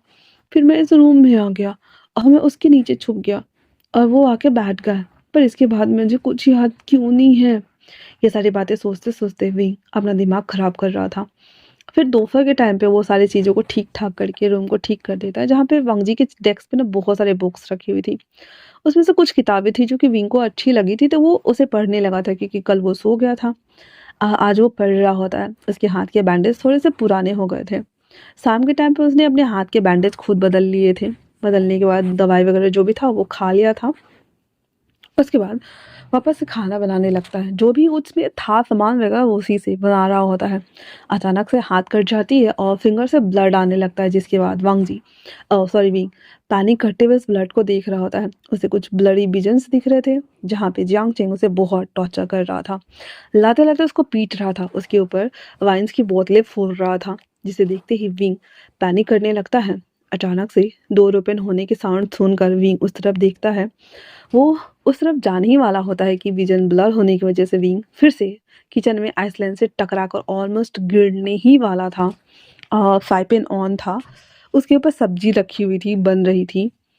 वांगजी जब ये देखता है उसकी तरफ लपक कर भागता है। वांगजी की आइस तो ऑलमोस्ट बाहर ही आने को हो गई थी, लेकिन फिर भी वो उस तरफ लपकता है, उसे होल्ड करते हुए कहता है, हे हे व्हाट्सअप डूड, हे हेलो। भविंग उसकी बाहों में बेहोश। भांगजी जल्दी से गैस ऑफ करता है, भांगजी को गोद में उठाता है, ब्राइडल स्टाइल में अपने रूम में लेकर आता है, उसे लिटा देता है, उसकी बॉडी को चेक करता है, उसके हाथ जो कटे हुए थे जल्दी से उसे अपने मुंह में लेकर ब्लड बंद करना स्टार्ट कर देता है। अब वांगजी क्या कर रहा है वांगजी को खुद नहीं आइडिया था। थोड़ी देर बाद उसके फिंगर्स को छोड़कर उसके ऊपर हैंडी प्लस लगा देता है एंड देन उसके मुंह पर पानी मारता है। विंग होश में आते ही कहता है, नहीं प्लीज नहीं, मत करो प्लीज, मत करो आचिंग, मैं तुम्हारा भाई हूँ, ऐसा क्यों कर रहे हो, मैंने कुछ नहीं किया, मुझे माफ कर दो, मुझे नहीं चाहिए, मुझे जाने दो प्लीज आचिंग, जाने दो मुझे। नहीं नहीं प्लीज, नहीं नहीं नहीं नहीं नहीं, नहीं मुझे दर्द हो रहा है, चोट लग रही है, प्लीज प्लीज आचिंग प्लीज जाने दो मुझे प्लीज। वांगजी से विंग को इस तरह से पैनिक होता हुआ देखता है, उसे कहता है, wing wing wing wing wing. पर विंग बिल्कुल भी मूव नहीं कर रहा था। वो फट से उसे उठाते हुए उसे पकड़ता है, जहाँ पे विंग कहता है, छोड़ो मुझे, छोड़ो, मैंने कहा छोड़ो, छोड़ो मुझे, मैंने कहा आचिंग छोड़ो मुझे, प्लीज आचिंग छोड़ो मुझे, ये गलत है आचिंग, प्लीज प्लीज आचिंग प्लीज। वांग जी उसे कस के पकड़ते हुए कहता है, शांत हो जाओ, मैंने कहा शांत हो जाओ, मैंने कहा शांत हो जाओ। विंग धीरे धीरे करके, अजय अजय मुझे मुझे, मुझे जाने दो। ऐसे करते करते विंग ने एकदम शांत होते थे फिर से बहुत हो गया था। वांग जी विंग को लिटा देता है और उसके बाद वो बाहर आते ही अंकल को कॉल करते हुए कहता, अंकल उसे उसे ट्रॉमा हुआ है, वो बार बार आचिंग का नाम लेता रहता है, आखिरकार उसके साथ हुआ क्या है। जांगचिंग कहते हैं, ये तो मुझे भी नहीं पता है कि एग्जैक्टली रीज़न क्या है, बट इतना ज़रूर है कि मे बी उन लोगों ने उसे बहुत बुली किया हो, मे बी शायद उन लोगों ने उसे सताया हो। तो वांग जी कहता है, क्या उनकी पूरी फैमिली ने? अंकल कहते हैं, नहीं, जंग फिमियांग को मैं अच्छे से जानता हूँ, अगर वो विंग को अपने साथ लेके गया है उसे टॉर्चर करने के लिए तो बिल्कुल भी नहीं लेके गया होगा, बट उसकी फैमिली का हम कुछ नहीं कह सकते। वांग जी कहता है, जब तक विंग बताएगा नहीं हमें पता कैसे चलेगा। अंकल कहते हैं, वांग जी मैंने बहुत बड़ी जिम्मेदारी सौंपी है, आज नहीं तो कल तुम्हें उसे शादी करनी होगी। वांग जी सॉक्ड और कहता, क्या कहा आपने? अंकल कहते हैं, इसलिए मैं नहीं लेके आया उसे कि तुम उसे अपना नौकर बनाओ और उसकी देखभाल करो, नहीं, मैं चाहता हूँ कि तुम मुझसे शादी कर लो, जितना जल्दी हो सके उतना जल्दी उसे एक फिजिकल वार्मनेस दो। मैं जानता हूँ कि ये तुम्हारे लिए बहुत कॉम्प्लिकेटेड होने वाला है, लेकिन अगर तुम दोनों साथ में रहोगे तो मे बी शायद तुम्हारा स्पर्श उसे हील कर दे। वांग जी जो कि अपने हैंड को देख रहा था, वो अभी भी उसने विंग को कैच किया था, उसे पकड़ा था, फिर उसे लिटाया था, छुआ था, और विंग को टच करने के बाद वांग जी को इचिंग्स नहीं हो रहे थे। इवन कल रात को भी वांग जी जब सोया था तो डीप नाइट स्लीप में चला गया था और सुबह के अलार्म से उसकी आईज खुली थी। वांग जी विंग को देखता है और कहता है, ठीक है, मैं शादी के लिए रेडी हूँ। अंकल को बिल्कुल उम्मीद नहीं था कि वांग जी डायरेक्ट हाँ बोल देगा, बट वांग जी विंग को देखते हुए उसने हाँ बोल दिया था। उसके बाद कॉल कट होने के बाद वांग जी विंग के पास आता है और कहता है, तुम्हारे अंदर बहुत ज़्यादा कॉम्प्लिकेशन है, क्या तुम मुझे कभी खुलकर बताओगे? हालांकि हमारे बीच में ना कोई रिश्ता है, ना ही कोई लगाव है, ना ही कोई फीलिंग्स है, बट ये तुम्हारा दर्द देखने के बाद मुझे बिल्कुल समझ नहीं आ रहा है मुझे क्या करना चाहिए। वैसे भी जब तुम मेरे लिए लाए गए हो तो ठीक है। और उसके बाद वो अपने हाथ को देखते हुए कहता है, तुम्हें छूने से मुझे कुछ नहीं हुआ, तो मेरे पास अब कोई ऑप्शन भी नहीं है। और मेरी नींद को होल्ड करने के लिए थैंक यू। इतना बोल वांग जी जो ही कुछ 1-2 फ्रूट वगैरह था वो खा लेता है। पानी वगैरह पी कर के वापस से विंग के बगल में बिना काम दोबारा एक्स्ट्रा किए विंग के बगल में आता है। बहुत हिम्मत करते हुए वांग जी विंग को अपनी तरफ खींचता है और अभी भी उनके बीच में एक बित्ते जितना जगह था। फिर उसके टमी के साथ हैंड रैप करते हुए आंखें बंद कर लेता है जहाँ पे विंग और वांग जी दोनों गहराई में सो गए थे। अगले 2-3 दिनों तक नॉर्मली चल रहा था। विंग सुबह में उठकर सारा काम वगैरह करता, लेकिन जब भी उसे कुछ भी ऐसा सीन याद आता है कुछ भी तो वो उसे ट्रॉमा हो जाता। वो डर के गिरता या गिर के बेहोश हो जाता। वांग जी उसे आता, संभालता, फिर उसके लिए खाना बनाता या कभी-कभी बाहर से ऑर्डर कर लेता एंड देन दोनों खा लेते और फिर रात को सो जाते। तो जहाँ विंग उसके बगल वाले रूम में था, अभी वांग जी उसके साथ वाले रूम में था। रोज़ रात को वांग जी उसके साथ सोते-सोते जो उसकी नींद वाली प्रॉब्लम्स थी ना, विंग को होल्ड करने के बाद उसे एक अजीब-सा वार्मनेस मिलता और उसमें वो खो जाता एंड देन सो जाता। तो वांग जी को दोनों प्रॉब्लम में से एक भी प्रॉब्लम नहीं हो रही थी। और अब ऑलमोस्ट 7 दिन हो गए थे विंग को लाए हुए, थोड़े से बोन्स वगैरह भी क्लीन हो गए थे। अंकल सुबह-सुबह आते हैं, बांगजी डोर ओपन करते ही कहता है अंकल। अंकल कहते हैं, तुमने तो कहा था तुम्हें शादी करनी है, आज का दिन अच्छा है, चलो चलते हैं। बांगजी हाँ में सर हिला देता है। फिर अंकल विंग के पास वो ड्रेस लेकर आते हैं और कहते हैं ये पहन लो बेटा। विंग उस ड्रेस को देखते हुए कहता है ये वेडिंग ड्रेस है अंकल। अंकल कहते हैं मैं चाहता हूँ कि तुम लान वांगजी से शादी करो। विंग कहता है मैं तो बस 10 साल का हूँ और वो 32 साल के हैं, मैं तो उनसे बहुत छोटा हूँ। अंकल कहते हैं मैं अपनी ड्यूटी पूरा करना चाहता हूँ। तुम्हारे पापा मेरे सेक्रेटरी और सलाहकार थे, बट उनकी डेथ के बाद मैंने तुम्हारी मम्मा और तुम्हें ढूंढा, बहुत ढूंढा, लेकिन तुम दोनों मुझे नहीं मिले। दैट्स वाई मैं तुम्हें अपने घर में लाना चाहता हूँ ताकि मैं उस पछतावे से खुद को बाहर निकाल सकूं। तो विंग कहता है जी।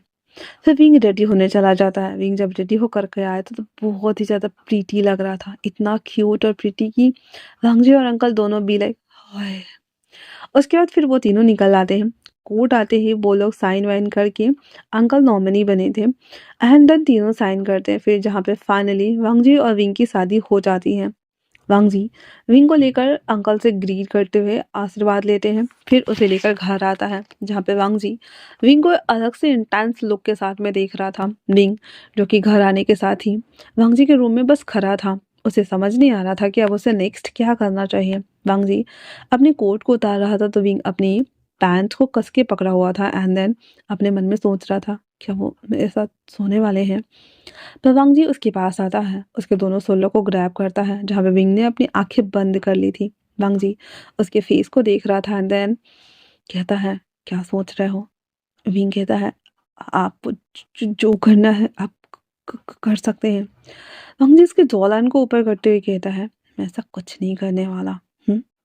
विंग वो बस हाँ करते हुए वांग जी को देख रहा था जैसे मानो उसे यकीन ही ना हो, बट फिर भी वांग जी उसके बाद वहाँ से वो कॉलेज के लिए कपड़ा चेंज करने चला जाता है।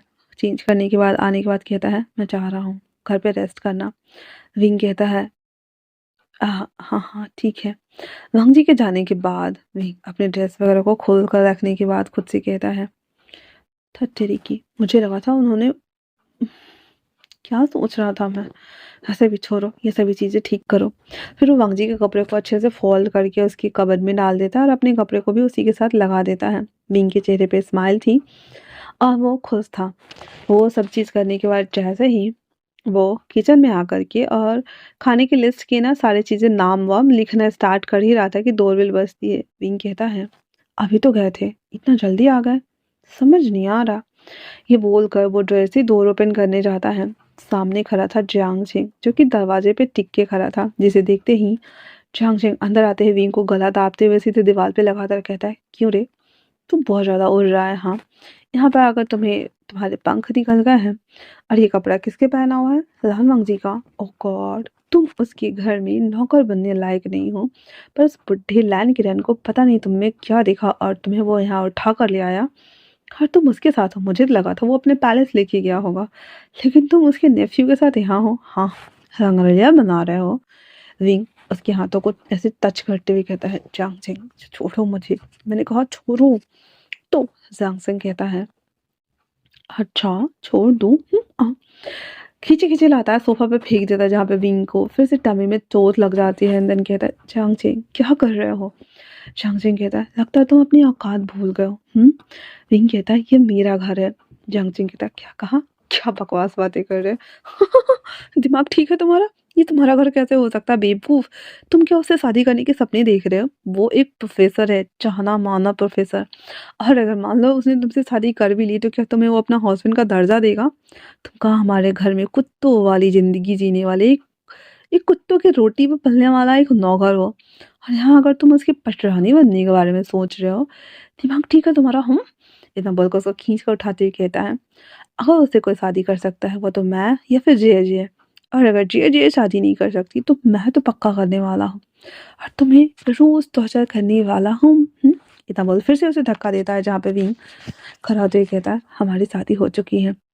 जियांग सिंह कहता है, सपने में, है ना बेबी?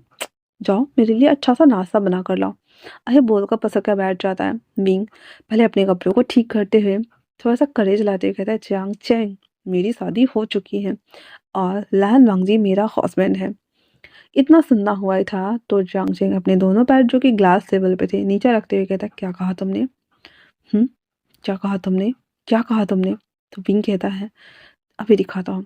वो अंदर जाकर मैरिज सर्टिफिकेट का जो एक पेपर देते हैं ना, मतलब ओरिजिनल अभी नहीं मिला था, जेरॉक्स पेपर था, वो उसे दिखाता है, जिसे देखते ही विंग का हाथ से छीन करके उसके तो पारा चढ़ गए थे। उस पेपर को वो फाड़ देता है।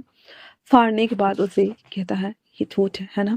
फिर उसको मुंह को एकदम कस के चापते हुए कहता है, ये झूठ है, ये झूठ है, तुम मुझसे शादी कैसे कर सकते हो? हाँ, तुम मामूली सा पिद्दी सा नौकर, हमारे घर में हमारे टुकड़ों पर पलने वाले नौकर, यहाँ आकर के तुम लैंड फैमिली के सेकंड हायर से शादी कैसे कर सकते हो? हाँ, इतना बोलकर उसे लिटा देता है। अब जो हमारा विंग था वो लेटा हुआ था, वांगजी नहीं, जंग जंग को इतना गुस्सा आ रहा था, इतना गुस्सा आ रहा था।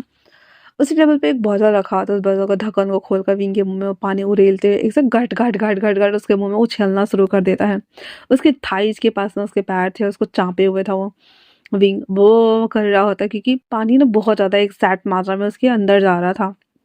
विंग के फेस पे पानी जा रहा था, नोज़ में पानी जा रहा था, मुँह में भी जा रहा था, उसका गला दम घुटने लायक हो गया था। पर जियांग चेंग पानी डाले जा रहा था, डाले जा रहा था, डाले जा रहा था। विंग पूरी कोशिश करने के साथ उसके हैंड को ऐसे धप से मारता है, बोतल फिक जाता है एंड देन वो ऐसे मतलब बहुत गंदी वाली खाँसी जिसमें वो ऐसे खाँसते-खाँसते उल्टी वगैरह भी कर देता है। पानी को निकाल रहा होता है, साँसें फट रही थी उसकी और वो होल्ड करने की कोशिश कर रहा था जियांग चेंग। पीछे से ना उसके ऐसे खड़े होते हुए, ऐसे घूर कर देखते हुए कहता है, पराया उससे शादी करने वाला, क्यों? वो तेरे साथ सोया, तुझे छुआ, कहाँ-कहाँ छुआ? मैं ना तेरा अभी ना तुम्हारा काम ही तमाम कर देता हूँ, इससे पहले कि वो तुझे हाथ लगाए। हाँ, ये बोलकर चांगचेंग अपने जैकेट उतारता है, विंग को पलटता है। विंग अभी भी अपनी सांस को नॉर्मल करने में लगा हुआ था, उसकी सांसें ऊपर की ऊपर, नीचे की नीचे फंसी हुई थी। अब वो बस कोशिश कर रहा था, जहाँ पे उसके पैर को खींचते हुए विंग ज़ ज़ ज़ ऐसे कर रहा होता है, लेकिन आवाज़ बिल्कुल नहीं आ रही थी। विंग को लगा ये आखिरी दिन होने वाला है, इतना बोलकर वो अपने पैरों को ना ऐसे खींच रहा होता है। उसके बाद जियांग चेंग उसे पलटते हुए उसके ऊपर जैसे ही आकर उसके नेक के पास ऐसे बाइट करने वाला था, दरवाज़ा ओपन होते ही वांग जी वहाँ खड़ा था क्योंकि ऑलरेडी 5 बज चुके थे। वांग जी जब ये सीन देखता है, उसकी हाथ और पैर पूरे ठंडे हो गए थे। वो अंदर आते ही कहता है, ये क्या हरकतें हो रही है यहाँ पे? झांग-झांग उठते हुए कहता है, नहीं, नहीं, मैंने कुछ नहीं किया, सच में। लानवांग जी, ये विंग है ना, एक नंबर का कैरेक्टरलेस इंसान है। इसने मुझे सेड्यूस किया और ये चाहता है कि मैं इसके साथ सो जाऊँ। मैं तो बस मैं बेवकूफ़ हूँ। इतना बोलकर खुद को एक थप्पड़ मारता है एंड देन कहता है, इसने इसने मुझे बहकाया, इसने मुझे बहकाया। विंग जो कि अभी भी करके ऐसे कर रहा होता है। बंगजी जंगजंग को साइड करते उसके पास आता है, उसे उठाते हुए कहता है, विंग तुम ठीक हो? विंग विंग कहता है, सा सा सांस नहीं आ रही, सा सा विंग उसके चेस्ट पे ऐसे मारता है जहाँ पे विंग एकदम ऐसे जितना खा पिया सब उल्टी कर देता है। अब वो वापस ऐसे कर रहा होता है। बंगजी उसे बिठाता है, उसके नोज को ऐसे ना ऐसे चापता है, फिर उसके मुंह को साफ करते उसके मुंह में फूंक मारना स्टार्ट कर देता है। थोड़ी देर बाद ही उसे कहता है, तुम ठीक हो? तो विंग उसे देखते हुए कहता है, हाँ, हाँ, मैं ठीक हूँ। रंग जी पूरा हालत देखता है क्योंकि शीशा टेढ़ा हो रखा था, सोफे के कपड़े नीचे गिरे पड़े थे। अब वॉमिट था बहुत ज़्यादा जो कि विंग ने करा हुआ था। तो वांग जी को फिलहाल से उसे फ़र्क नहीं पड़ता। वांग जी विंग को उठाता है, उस रूम में लेके चला जाता है और लिटाकर दरवाज़ा बंद कर देता है। उसके बाद आते ही जियांग छेंग को सीधा एक ही हाथ में उठाकर दीवार पे चढ़ा देता है और कहता है, उसके साथ क्या करने की कोशिश कर रहे थे, हाँ? तो वो जो जियांग था कहता, मैंने नहीं किया, मुझे नीचे उतारिए। जियांग कहता है, नीचे उतारो, अभी उतारता हूँ, इतना बोल सीधे उसे खींचते हुए लाता है, उसे उल्टी के ऊपर उसका मुंडी डाल देता है, फच। फिर उसे लात ना अपने उसके फेस के ऊपर रखते हुए कहता है, अब कैसा लग रहा है?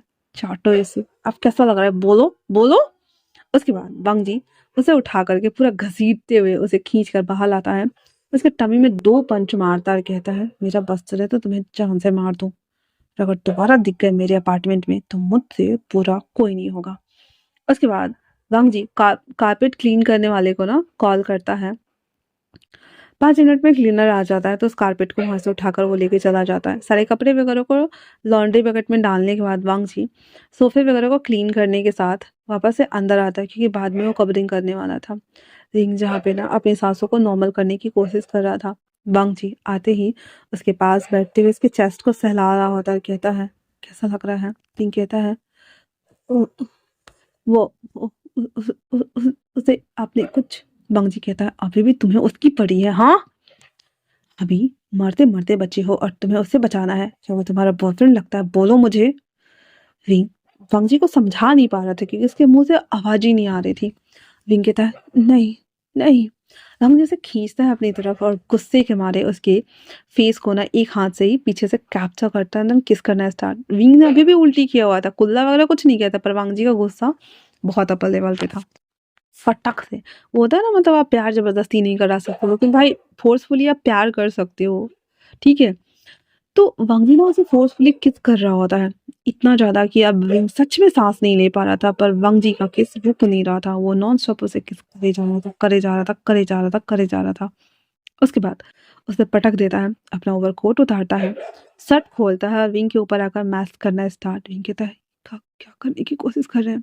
हंग जी कहता है, अगर वो तुम्हारा बॉयफ्रेंड था ना तो आज के बाद भूल जाओ, क्योंकि मैं नहीं चाहता कि दो चीज मेरी है मेरे अलावा किसी और के पास जाए, और अगर तुम्हें ये पसंद नहीं आ रहा तो तुम्हें पसंद करना सीखना होगा, क्योंकि लीगली हम हस्बैंड्स हैं।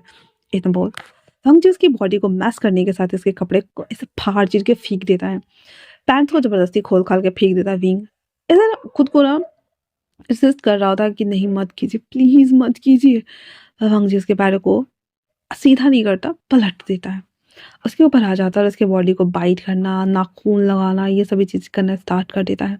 जब जब उसकी बॉडी के नाखून लग रहे थे, विंग जो जिस तरह से क्रैविंग करते हुए चिल्ला रहा था, वंग जी अपने आप को थोड़ा सा उसके ऐसे ऊपर से ही रब करते हुए इन करता है, थोड़ा सा ही, फिर अपने नीचे से वो प्रेस कर रहा था और ऊपर से उसके बॉडी को ऐसे लिक कर रहा था, नाखून से स्क्रैच कर रहा था। धीरे धीरे करते ही 2 ढाई इंच अंदर जाने के बाद वांग जी नॉन स्टॉप उसे हिट करना स्टार्ट करता है और थोड़ी देर बाद ही वो एडजस्ट हो जाता है, जिसके बाद विंग बस चीखें निकल रही थी और वांग जी का गुस्सा निकल रहा था।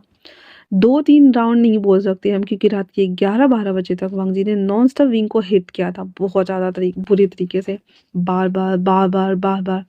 जहाँ पे वांग जी अभी भी शांत नहीं हो रहा था, वो विंग को उठाकर शॉवर लेने के लिए वॉशरूम में आता है। देन उस वॉशरूम में भी वो उसके साथ 2-3 राउंड कंप्लीट करने के बाद उसे कहता है, अब याद रखना, मैं तुम्हारा हस्बैंड हूँ, है ना?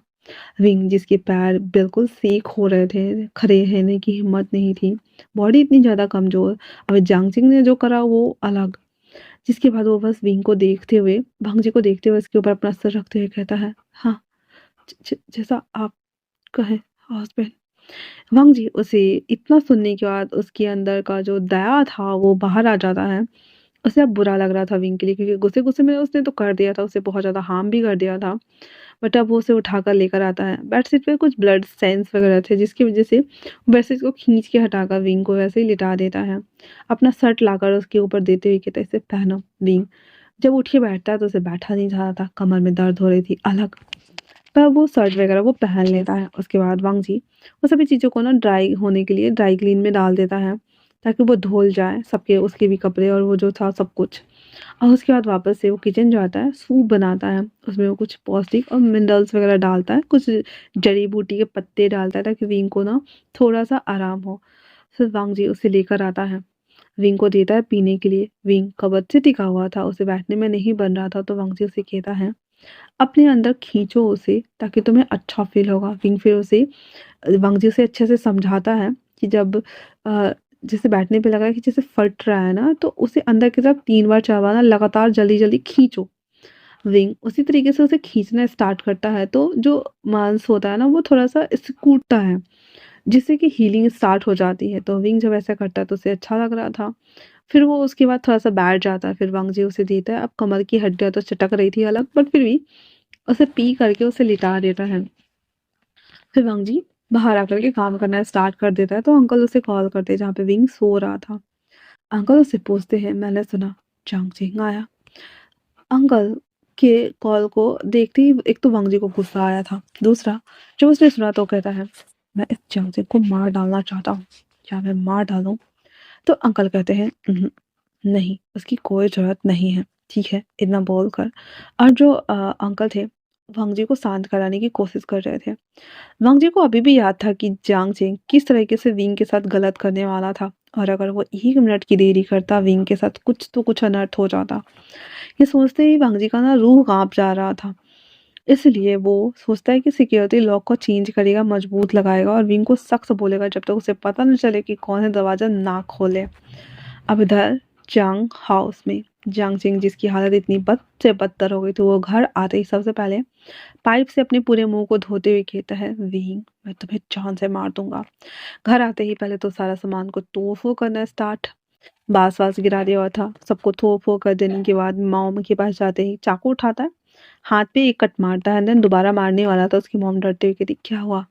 यांगचिंग कहता है उस लान लांग जी ने मेरी बेइज्जती करी, वो भी उस विंग की वजह से। आपको पता है मॉम, उसने शादी कर ली है और हम यहाँ पे बस भरोसे बैठे हुए हैं। उसका बड़ा भाई ऑलरेडी शादीशुदा है और उसने दूसरे ने भी शादी कर ली, मैं क्या करूं? तो उसकी मॉम कहती है वैसे भी तुम कौन सा उससे प्यार करते हो, अगर शादी कर ली है तो कर ली, तुम अपने लिए हार्म मत करो। चंग जिंग कहता है मुझे उससे फर्क नहीं पड़ता कि वो शादी कर ली है या नहीं, लेकिन मैं विंग को खुद नहीं देखना चाहता। वो वहां जाकर खुश कैसे हो सकता है, वो खुश कैसे हो सकता है मॉम? इतना बोलकर दूसरा कट मारने वाला था कि जियांग छिंग के हाथ से चाकू छीन ली जाती है, क्योंकि वहाँ पे जियांग फिमियांग आ गए हुए थे, जो कि विंग को सॉरी जियांग छिंग को देखते ही एक थप्पड़ खींच कर मारते हैं। उसके ऊपर हैंकी से ऐसे बांधते हुए कहते हैं इसे हॉस्पिटल लेकर जाइयो। क्या किया है इसने फिर? हाँ, जियांग छिंग कहता है "डैड, मैंने वो चांग यू देखी एकदम सकदम खड़ी थी, तो जियांग फिमियांग कहते हैं मैंने पूछा क्या किया है इसने? चांग यू बोलती है कि वो विंग के घर गया था और विंग के साथ इसकी फाइट हुई। जियांग फिमियांग कहते हैं अगर मुझे लैन गिरेन ने पूछा तो मैं तुम्हारा नाम मेंशन करने वाला हूँ, फिर तुम्हारे साथ वही निपटेंगे। तो जियांग चिंग कहता है डैड, फिर उसके पैर पकड़ते हुए कहता है मुझसे गलती हो गई, लास्ट टाइम मुझे माफ़ कर दीजिए, मैं दोबारा ऐसा नहीं करूँगा। तो जियांग फिमियांग कहते हैं तुम जानते हो वो कितने ज़्यादा पावरफुल लोग हैं, और अगर वो विंग को लेके गए हैं तो तुम्हें उसके साथ छेड़छाड़ नहीं करनी चाहिए। तुम्हें पता होना चाहिए कि जो विंग है वो अब उनकी प्रॉपर्टी है, ना कि तुम्हारी। इसलिए उनके साथ ज़्यादा छेड़छाड़ करना बंद करो। और इतना बोलकर जियांग फिमियांग कहते हैं अगर उन्होंने पूछा तो मुझे बताना पड़ेगा, और उसके लिए तुम पहले से ही अपनी गलती को मानने के लिए तैयार रहो। ये बोलकर और जियांग फिमियांग वहाँ से चले जाते हैं। अब जो जियांग जिंग था उसे बिल्कुल समझ नहीं आ रहा था कि वो क्या करे और क्या ना करे। वो अपनी मॉम को देखते हुए था मॉम मुझे बचाओ, मॉम मुझे बचाओ, मॉम प्लीज़ मुझे बचाओ। इतना बोलना हुआ ही था तो वो कहता है ठीक है मैं तुम्हारे बाबा से बात करूंगी, लेकिन अगर वो सॉरी बोलने बोले तो सॉरी बोल देना। इतना बोलकर और वो यूं उसके पीछे जाती है, जहाँ पे जो जियांग फिमियांग थे वो कहते हैं यूं अगर तुम उसकी पैरवी करने आई हो तो बंद कर दो। तुम्हें पता होना चाहिए किसी भी गलत चीज़ को हम बढ़ावा देते हैं तो उसका अंजाम भुगतना हमें ही पड़ता है। वो तुम्हारा बेटा है, मैं समझ सकता हूँ वो हमारा भी बेटा है, बट अगर गलती करेगा तो उसे सज़ा ज़रूर मिलेगी और इसमें हम कुछ नहीं कर सकते हैं। इतना बोलकर जियांग फिमियांग फ्रेश होने चले जाते हैं। अभी को बहुत ज़्यादा डर लग रहा था और वो सोचती है कि वो विंग से बात करेगी इस बात को ज़्यादा ना फैलाने के लिए, लेकिन विंग के पास तो फ़ोन ही नहीं था और शाम का रात का टाइम था। तो वो विंग से कांटेक्ट भी नहीं कर सकती थी, इसलिए वो सोचती कि कल उससे बात कर लेगी। अगले दिन जियांग यू जल्दी-जल्दी उससे मिलने के लिए उसके अपार्टमेंट की तरफ निकल जाती है, जहाँ पे वांग जी सुबह में विंग के लिए नाश्ता वगैरह बनाकर उसके पास रख कर उसे उठाता है, जहाँ पे विंग उसे देखते ही कहता है, "आप मुझे इस तरह से क्यों टच करते हैं?" तो वांग जी कहता है, "मुझे ना लोगों के स्पर्श से ना इचिंग होती है बहुत ज़्यादा, लेकिन जब मैं तुम्हें छूता हूँ तो ऐसा नहीं होता है। इसलिए मैं हमेशा कन्फर्म करना चाहता हूँ कि ये मेरा सपना तो नहीं है।" विंग उसे देखकर हल्का-सा मुस्कुरा देता है, जो कि पहली बार हमारे वांग जी का दिल धड़का था। वांग जी उसके बालों को केयर्स कर रहा था। उसे देखते ही कहता है, "विंग।" विंग कहता है, "जी।" वांग जी कहता है, "तुम मुस्कुराते हुए बहुत अच्छे लगते हो।" विंग शर्माने लगता है। वांग जी उसकी स्माइल को और रेड परे चिक्स को देखते हुए कहता है, "तुम बहुत ब्यूटीफुल हो।" विंग कहता है, "धत तेरी की, आप मुझे शर्म फ़ील करवा रहे हैं।" वांग जी उसकी तरफ बढ़ता है और उसके लिप्स को कैप्चर कर लेता है, जो कि विंग बहुत क्यूट लग रहा था और वांग जी खुद को हैंडल ही नहीं कर पा रहा था, दैट्स व्हाई। तो वो उसे ना जब ये कर रहा था ना, तो जो हमारा विंग है, वो कहता है, "आप ये क्या करने की कोशिश कर रहे हैं?" वांग जी कहता है, "मैं अपने लिटिल हस्बैंड को किस कर रहा हूँ।" विंग उसे देखते हुए कहता है, "आपको ऐसा नहीं लगता कि कल आपने जो कुछ भी किया वो बहुत ज़्यादा था और अभी आपको ये नहीं करना चाहिए?" इसपे वांग जी कहता है, "ये कोई घटने वाली चीज़ है?" विंग कहता है, "उहुँ।" तो वांग जी कहता है, "तो फिर करने में प्रॉब्लम क्या है?" विंग शर्माने लगा था। हाँ, वांग जी कहता है, "तो मुझे ये मिलेगा या मुझे वेट करना चाहिए?" विंग कुछ भी नहीं बोलता और आँखें बंद कर देता है। वांग जी को भी परमिशन मिल गई थी, इसलिए वो चुपचाप से विंग को लिप्स को कैप्चर करके किस करने लगा था।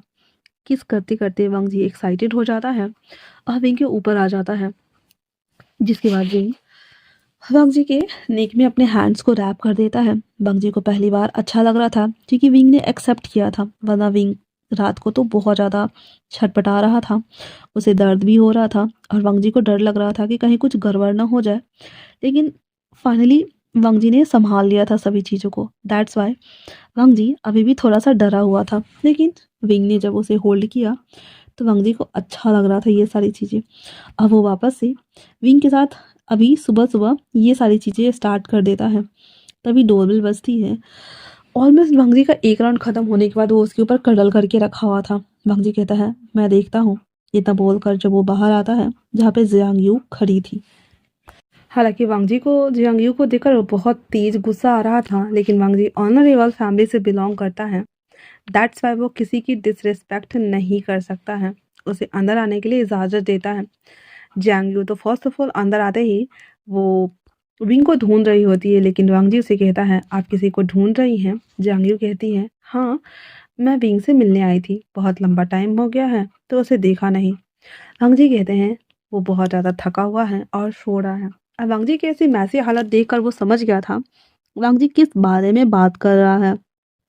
जियांग यू उसे देखते हुए कहती है, "आपको नहीं लगता कि आपको आपके जैसे ऑनरेबल प्राइड इंसान को ऐसे तुच्छ लोगों के साथ में सोना नहीं चाहिए?" इस पे वांग जी कहता है, "ये आप मुझे मत सिखाएँ कि मुझे किसके साथ में सोना है और किसके साथ में नहीं। आपको पता होना चाहिए कि उसके पापा मेरे अंकल के ऑनरेबल गार्ड और सलाहकार थे और उनकी वजह से मेरे अंकल ने बहुत सारी चीज़ें और बहुत सारे पार्टी के कल्याण में काम किया है। तो आपको क्यों लग रहा है कि विंग ऑनरेबल नहीं है मेरे लिए?" ये सुनकर तो जियांग के होश उड़ जाते हैं एंड देन वो कहती है, "क्या कहा आपने?"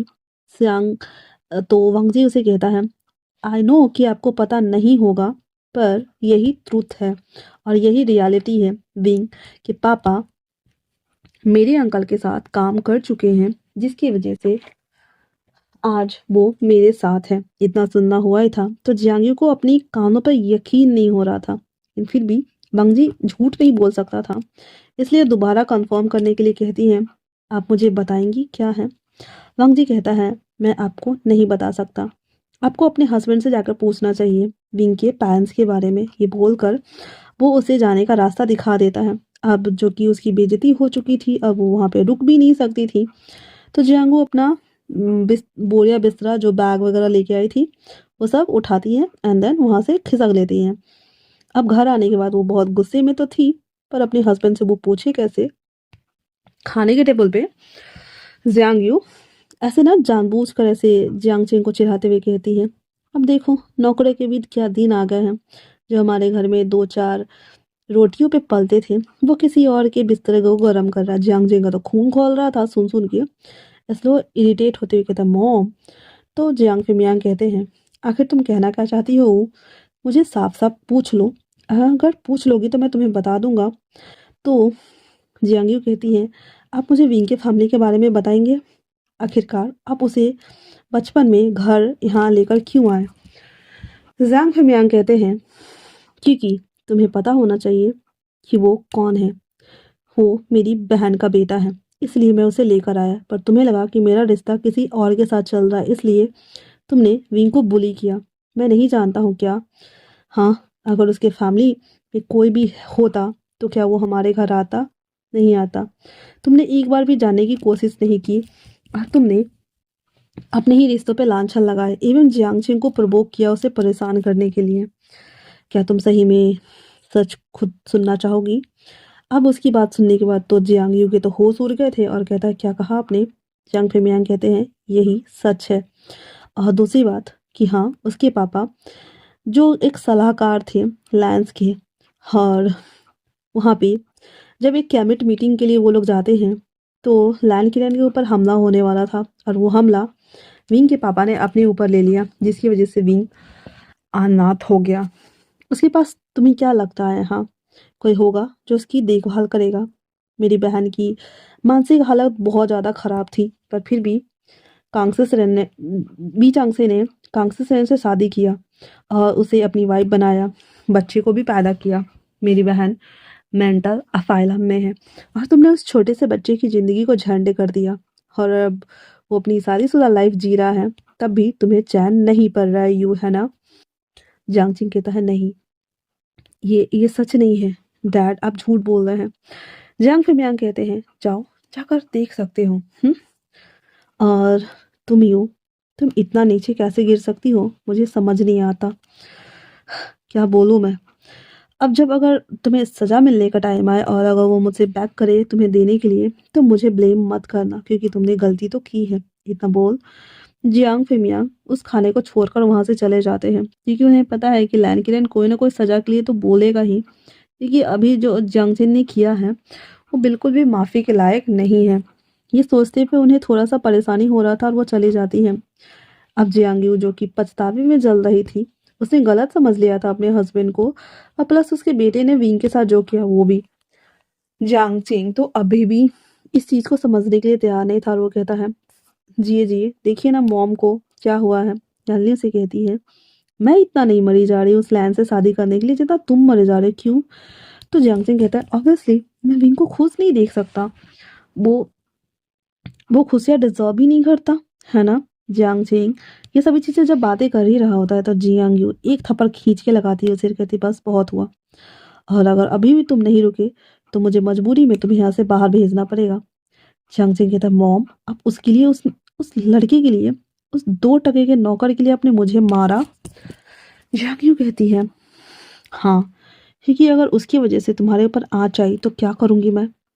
किसे जाकर बोलूँ? बोलो, जो तुम कर के आए हो, उसके बाद तुम्हें लगता है कि तुम सेफ रहोगे, और अभी के अभी तुम निकलो यहाँ से।" इतना बोल वो वापस से जियांग चिंग को कहता है इस शहर को, इस सिटी को छोड़कर जाने के लिए। Jiang Ching be like, "mom, मैं नहीं जाऊँगा।"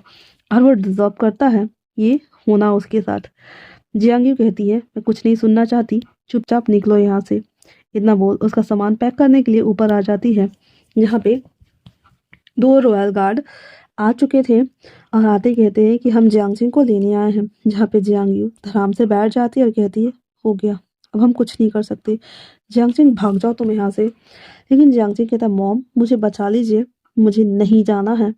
लेकिन जियांग यू कहती है, "अब हम तुम्हें नहीं बचा सकते हैं, अपनी सजा लेने के लिए तुम्हें जाना ही होगा।" इतना बोल वो बस वेट कर रही थी। रॉयल गार्ड अंदर आता है, आने के साथ ही वो जियांग चिंग को खींचते हुए घसीटते हुए वहाँ से ले जाने लगता है, जहाँ पे जियांग यू बस अपने जाते हुए बेटे को देखती है और अपने हस्बैंड के पास भागती है, उसे गुहार करने कि वो जियांग चिंग को बचा ले। लेकिन जियांग फिमियांग को पता है जियांग चिंग ने गलती करी है और उसे उसकी सज़ा मिलनी ही है। ये सोचते हुए वो कुछ नहीं कहते हैं, एंड देन कहते हैं, "यू, हमारा बेटा हमें मिल जाएगा, पर अभी नहीं, तो तुम्हें चिंता करने की ज़रूरत नहीं है। ये बोलते हुए उसे देख रहे होते हैं, जहाँ पे जियांग यू कहती है, नहीं, ऐसा नहीं हो सकता, हम अपने बेटे को ऐसे नहीं भेज सकते हैं। जहाँ पे जियांग फिमियांग कहते हैं, ये तो तुम्हें पहले सोचना चाहिए था। कोई भी इंसान को हम परेशान नहीं कर सकते क्योंकि किसी के ऊपर हमारा राइट नहीं है। ये बोलते हुए वो चुपचाप से अखबार पढ़ना स्टार्ट कर देते हैं। अब जियांग जिंग रॉयल मैंसन में, जहाँ पे जियांग फिमियांग के हाथ में हंटर था, उसे देखते हुए कहता है, क्यों, तुम्हें लगता है कि तुम हमारी फैमिली के ऊपर हाथ डालोगे और हम तुम्हें जाने देंगे? ऐसा तो बिल्कुल नहीं होने वाला है। इसलिए अंकल उसके ऊपर हंटर बसाना स्टार्ट कर देते हैं। जांग जिंग की चीख से अंकल को थोड़ी सी शांति मिल रही थी। उसको अच्छे से कूट लेने के बाद उसके गालों को कस के ग्रैब करते हुए कहता है, पता है बरखुरदार, मैंने तुम्हें हंटर क्यों लगाए? ताकि वांग जी का गुस्सा थोड़ा शांत हो जाए। ये खून की जो छींटे तुम्हारे बॉडी पे है ना, इससे तुम्हारी जान बच जाएगी, क्योंकि अगर तुम उसके हाथ पे चढ़ गए तो वो तुम्हें जिंदा दफन कर देगा और तुम्हें सांस भी नहीं आएगी। तुम उसे नहीं जानते। वो एज अ टीचर बहुत ही ज़्यादा कूल और कामिंग है, but as a mafia leader वो बहुत ज़्यादा क्रूर है। ये सुनते ही जियांग जिंग के होश उड़ जाते हैं। जहाँ पे वांग जी रिंग को घूर कर देखते हुए कहता है, तुम्हारे सामने के साथ या तुम्हारे साथ अगर कोई कुछ भी कर लेना, मैं उसे जिंदा नहीं छोड़ने वाला हूँ, क्योंकि तुम्हारी खुशियाँ और तुम्हारे दुख दोनों मुझे बिलोंग कर रहे हैं विंग।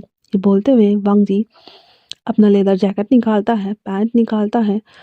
विंग जो कि आराम से पीसफुली सो गया था, ये सारी एक्सरसाइज करने के बाद वांग जी उसके माथे पे किस करते हुए अपने हैंड्स को देखता है और वापस से हाथों में ग्लव्स वेयर करता है और एक बहुत बड़ा डंडा, जो कि रग्बी का टाइप का डंडा था, तो वो बहुत लंबा था, वो लेता है और उसे लेकर के बाहर आता है। बाइक निकालता है, उसके बाद वहाँ से वो निकल जाता है।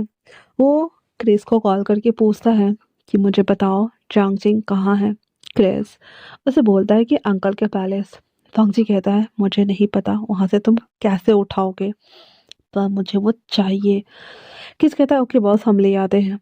एकदम वो वांग जी गोडाउन की तरफ चला जाता है, जो कि जाने में उसे 45 मिनट लगने वाले थे। इधर क्रिस पूरा का पूरा पलटन लैंड पवेलियन आती है, जहाँ पे आने के बाद ही पहले तो सारे सिक्योरिटी वालों को देखते ही कहता है, हाँ, हमें फिर से ये करना पड़ेगा। इतना बोल क्रिस उन सबको ग्री करते हुए अंदर जाता है। अब जो कि क्रिस मेन इंचार्ज था, दैट्स वाई उसे आने जाने की कोई भी मनाही नहीं थी, वो आसानी से चला जाता है। उसके जाने के बाद क्रिस मेन स्विच ऑफ करता है और उनके बंदे चांगचंग को उठा लेते हैं। जैसे ही लाइट ऑन होती है, अंकल कहते हैं, वंगसिया वंगसिया, आखिरकार तुम सुधरोगे नहीं। तुम्हें सुधारने के लिए मैंने टीचर बनाया था, ताकि तुम्हारे गुस्से को मैं काबू कर सकूं, लेकिन नहीं। हाँ, लगता है मैंने तुम्हारे दुखती रथ को फिर से छेड़ दिया। अब तो भगवान ही बचाए इसे। ये बोलकर अंकल जा करके सिगार पीना स्टार्ट कर देते हैं और उसके बाद वापस से कहते हैं, हाँ, आई होप कि तुम उस पर थोड़ा सा रहम दिखाओ। अब वांग जी जब तक गोदाम पहुंचता, तब तक वहां पे जियांग सिंह आ चुका था। वांग जी आते ही सबसे पहले तो उस डंडे को लेकर के ऐसे घसीटते हुए आ रहा था, जिसकी टंकार सुनकर क्रिस एवं सारे बॉडीगार्ड की रूह कांप गई थी। और जियांग सिंह जब ये देखता है, वो पैरों पर उठा लिया हुआ था और उसके प्राण निकल के भग लिए थे। पूरा फक सफेद पड़ा हुआ जियांग सिंह चिल्लाते हुए कहता है, मुझे माफ कर दीजिए, मुझे माफ कर दीजिए, मैं कुछ गलत नहीं करने वाला था, मुझे माफ कर दीजिए। वांग जी कहता है, यकीन मानो, तुम्हारा मन कर रहा है कि मैं वही करूँगा, चिंता मत करो। हुँ? तुम्हें पता होना चाहिए कि विंग मेरा हस्बैंड था और तुम्हें उसे छूने की इजाज़त नहीं है। उसके सारे दुख मेरे, सारे खुशियाँ मेरी, तो तुम होते कौन हो उसे हाथ लगाने वाले, हाँ? इतना बोल वंग जी एक चिमटा लेकर आता है, उसके नाखून को पूरे उखाड़ देता है, उस डंडा को ऐसे टन-टन घुमा रहा होता है। वंग जी कहता है, यकीन करोगे, मेरा मन कर रहा है कि इससे मैं तुम्हारा खोपड़ी खोल दूँ।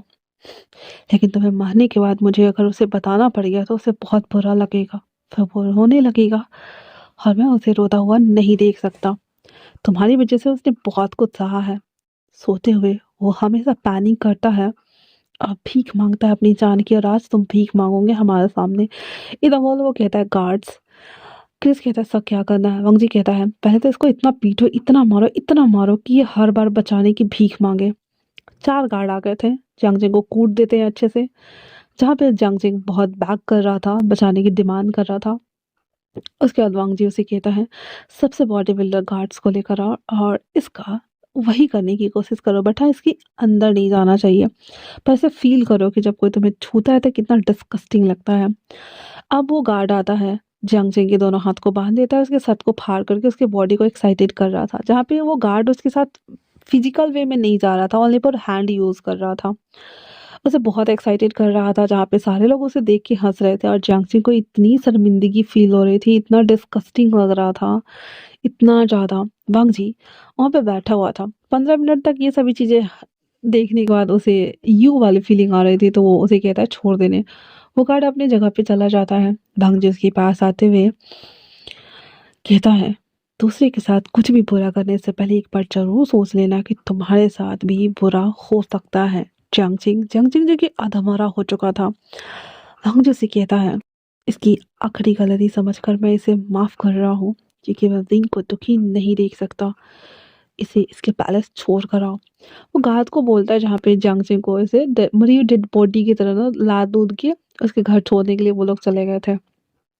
इधर क्रिस उसके पास आते हुए कहता है लाबो, बहुत टाइम बाद आप वापस आए हैं, क्या सब ठीक है। वांग जी उसे देखता है और कहता है अपना कमांड लेने का वक्त आ गया है, और दूसरी बात ये कि पता करो कि वी चंग से अंकल के साथ में क्या हुआ था। इतना सुनना हुआ था। तो कहता है बट वो तो मेरिट मैटिंग मीटिंग की थी ना।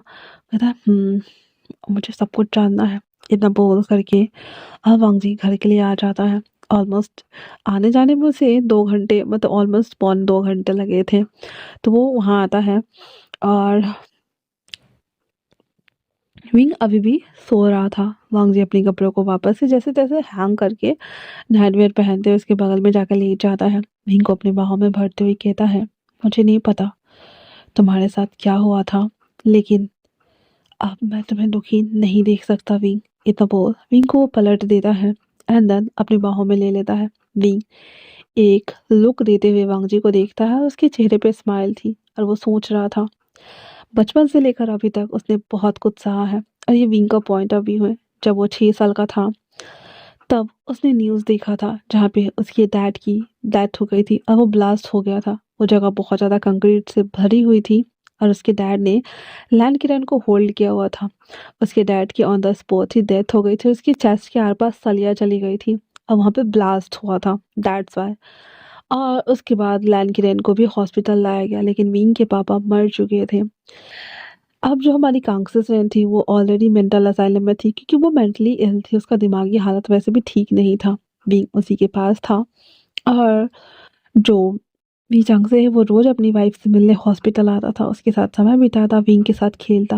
विंग ने जब ये सब कुछ देखा उस समय हमारा विंग 9 साल का था। वो वो कहते हैं ना अगर पेरेंट्स ना हो तो बच्चे बहुत जल्दी बड़े हो जाते हैं और मैच्योर भी। विंग की आंखों में गुस्सा और नफरत सब था। उसने मॉम से बोला मॉम डैड नहीं रहे, पर उसकी मॉम को लगा विंग मजाक कर रहा है। उसने कहा ऐसा नहीं है डैड, तुमने मिलने हमसे मिलने वापस से शाम को आएंगे। लेकिन उस दिन उसके डैड नहीं आते। उसकी मॉम की हालत बहुत ज़्यादा ख़राब हो जाती है, जहाँ पे डॉक्टर उसे कहते हैं हमें इन्हें पेंसिलिन देना होगा और उन्हें बांध के रखना पड़ेगा ताकि हम इसे ठीक कर सके। और उस दिन से उसकी मॉम की हालत बहुत ज़्यादा बिगड़ जाती है।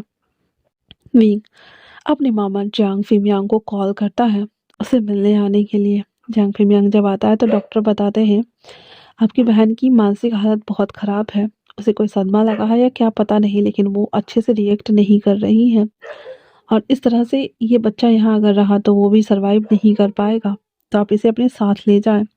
अब मेंटल असाइलम का हालत तो जानते ही हो कितना बुरा होता है, इसलिए जियांग फिमियांग विंग को अपने साथ लेकर आते हैं। विंग जो कि बहुत ही शातिर था, उसका दिमाग बहुत चलता था, उसे पता था कि इस घर में उसे आसानी से जगह नहीं मिलेगी, इसलिए उसने आते ही जांगयू से कहा कि वो घर के सारे काम कर देगा, बदले में उसे खाना दे देने के लिए और पढ़ने देने के लिए।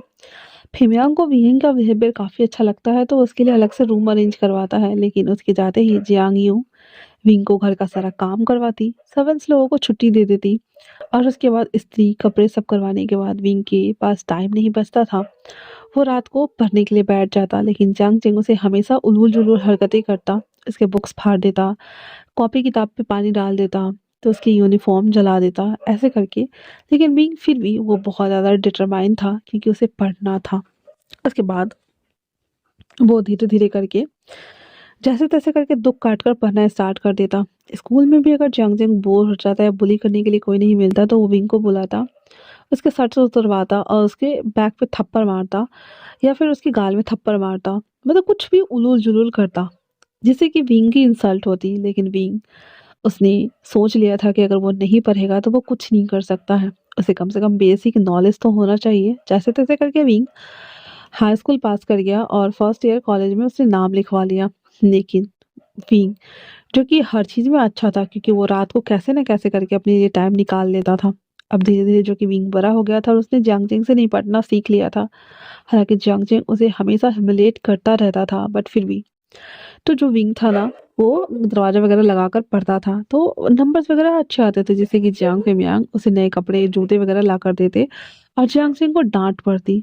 और यही गुस्सा, यही जेलसी जियांग के अंदर धीरे-धीरे आग बन के बढ़ती गई थी। वांग जी ये सभी चीज़ें नहीं जानता है, ये विंग का पॉइंट ऑफ व्यू है। विंग वो जियांग से जेलस फील नहीं रखना चाहता था, इसलिए वो कुछ चीज़ें उसे दे देता था, लेकिन जियांग उन सभी चीज़ों को ले जाकर आग लगा देता।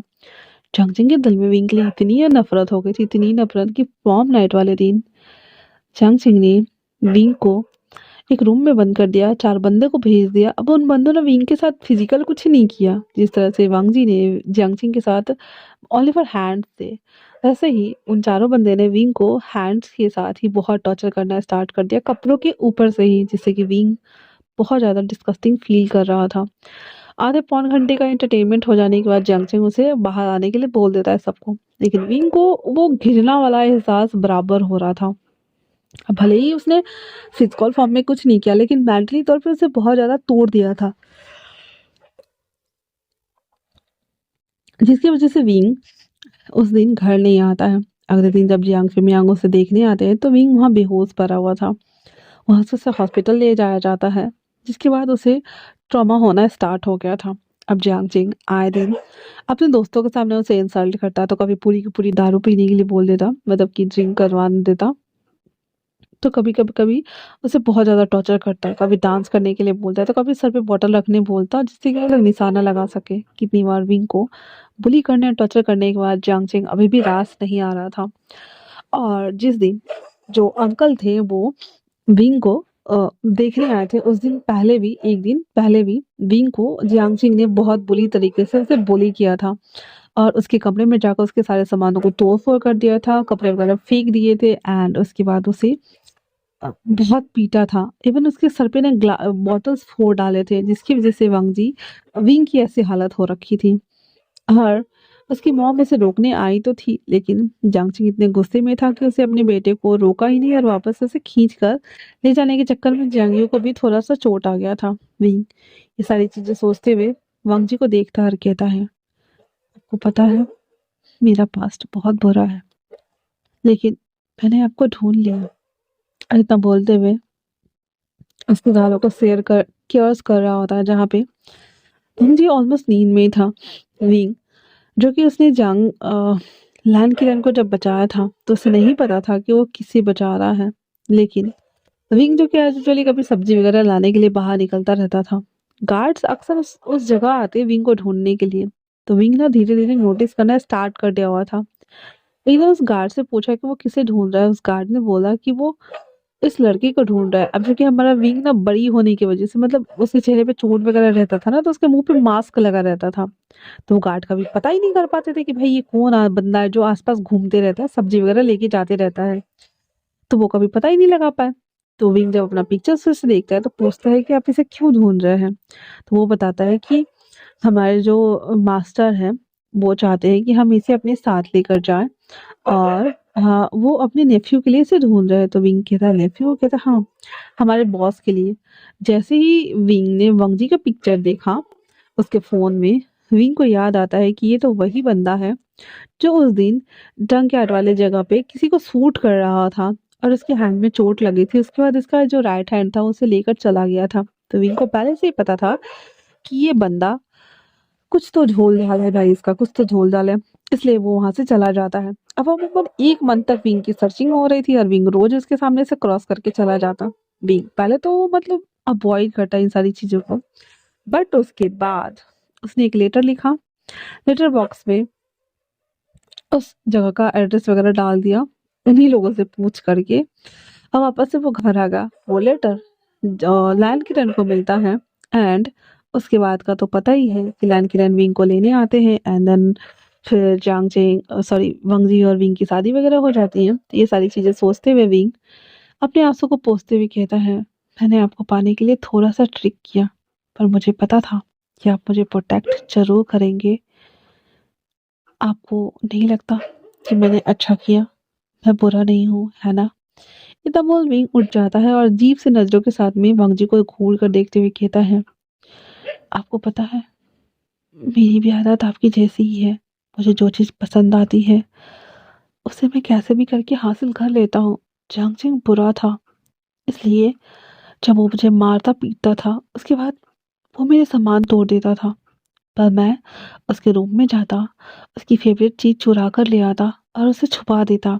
जब मुझे खेलना होता मैं उसे खेलता फिर से छुपा देता, और वो हमेशा ढूंढता और परेशान रहता। वो मुझसे पूछता, लेकिन मैं बताता ही नहीं क्योंकि मैं उसे परेशान देखकर मुझे अच्छा लगता था। मुझे नहीं पता था कि मेरा हस्बैंड इतना ज़्यादा हैंडसम होने वाला है। मैं तो हजार झूठ बोलूं। ये बोलते हुए विंग उसके लिप्स पे छोटा पिक किस करता है, फोरहेड पे करता है एंड देन उसे गले लगते हुए कहता है, आपने मुझे बचाया, इसके लिए आपका बहुत बहुत शुक्रिया। मैं हमेशा आपके साथ ऐसे ही रहूंगा। आप मुझसे जितना प्यार कर सकते हैं मुझे प्यार करो और हील करो। ये बोलते हुए विंग उसके ऊपर आकर उसे कडल करते हुए अपने आप को थ्रो कर रहा था। तवांग जी नींद में ही धीरे से भरभराते हुए कहता, विंग क्या कर रहे हो? विंग उसके नेक एरिया को लीक कर रहा था और धीरे से कहता है, मैं आपको चाह रहा हूँ क्योंकि आप ऐसा चाहते हैं ना। ये बोलकर विंग वंग जी को फिर से सड्यूस करने लगा था, जहाँ पे वंग जी आईज ओपन करते विंग से कहता है, क्या हुआ? विंग कहता है, पता नहीं, पर मुझे इसकी चाहत हो रही है। क्या मेरी चाहत अधूरी रहेगी? वंग जी विंग को फ्लिप करते हुए उसके ऊपर आते हुए कहता है, नहीं तुम ठीक हो? विंग कहता है, वंग जी कहता है, मैं कितना ज्यादा डर गया था तुम जानते हो? विंग कहता है, मुझे माफ कर दीजिए, मैंने आपको परेशान किया। तो वंग जी कहता है, नहीं, मैंने उसे सबक सिखा दिया है। विंग को पता है कि वंग जी एज ए माफिया होने के नाते कुछ तो उसने गड़बड़ किया ही होगा, लेकिन फिर भी वो नहीं पूछता और कहता है, वो जिंदा है? वंग जी कहता है, वो है। विंग उसके नेक में हैंड रैप करते हुए उसे खींचता है। देन वांग जिसके साथ इंटीमेट होना फिर से स्टार्ट हो गया था। वहीं दूसरी तरफ लैन हाउस नहीं चांग हाउस में चांग चिंग जिसके पिछवाड़े पे बहुत बड़े बड़े से बालों की पट्टी रखे जा रहे थे, जहाँ पे वो चिल्ला रहा था और उसकी मोमो से सजेस्ट कर रही थी, मैंने बोला था ना नहीं करने के लिए, मैंने बोला था ना ऐसा मत करो। जहाँ पे जियांग चिंग बस चिल्लाया जा रहा था और फेमियांग उसे देखते हैं और कहते हैं, डॉक्टर इसकी बैंडेज वगैरह अच्छे से कर दीजिएगा। उसके बाद वो वहां से चले जाते हैं। झांकी उसे देखते हुए कहती है, हाँ सच में मुझे अपने हस्बैंड की बात सुननी चाहिए थी ना कि तुम्हारी। और ये बोलते हुए कहता है, जैसा तुमने किया है ऐसा तो तुम्हें फल जरूर मिलेगा। ये बोलते हुए उसकी पिछवाड़ों को सिकाई कर रही होती है। चांग पिमियांग आते ही लैन किरण को कॉल करके कहते हैं, शुक्रिया मेरे बेटे को जान से न मारने के लिए। लैन किरण फोन रखते हुए कहता है, लाल वंगजिया लाल वंगजिया, शुक्र है कि तुमने उसे जान से नहीं मारा, वरना हम तो डर गए थे कि कहीं तुमने उसे गायब तो नहीं कर दिया बाकियों की तरह। ये बोलते हुए वो वापस से अपने स्मोक को वापस करना स्टार्ट कर देते हैं। तो इधर जो वांगजी था वो विंग को कंसोल करने में, उसे प्यार करने में लगा हुआ था। तो कैसा लगा आप लोग को ये छोटा सा वन शॉट? मुझे कमेंट्स करके जरूर बताना जैसा भी लगा हो आप लोग को। एंजॉय करो, मिलते हैं नए वन शॉट में, तब तक के लिए थैंक्स फॉर वॉचिंग।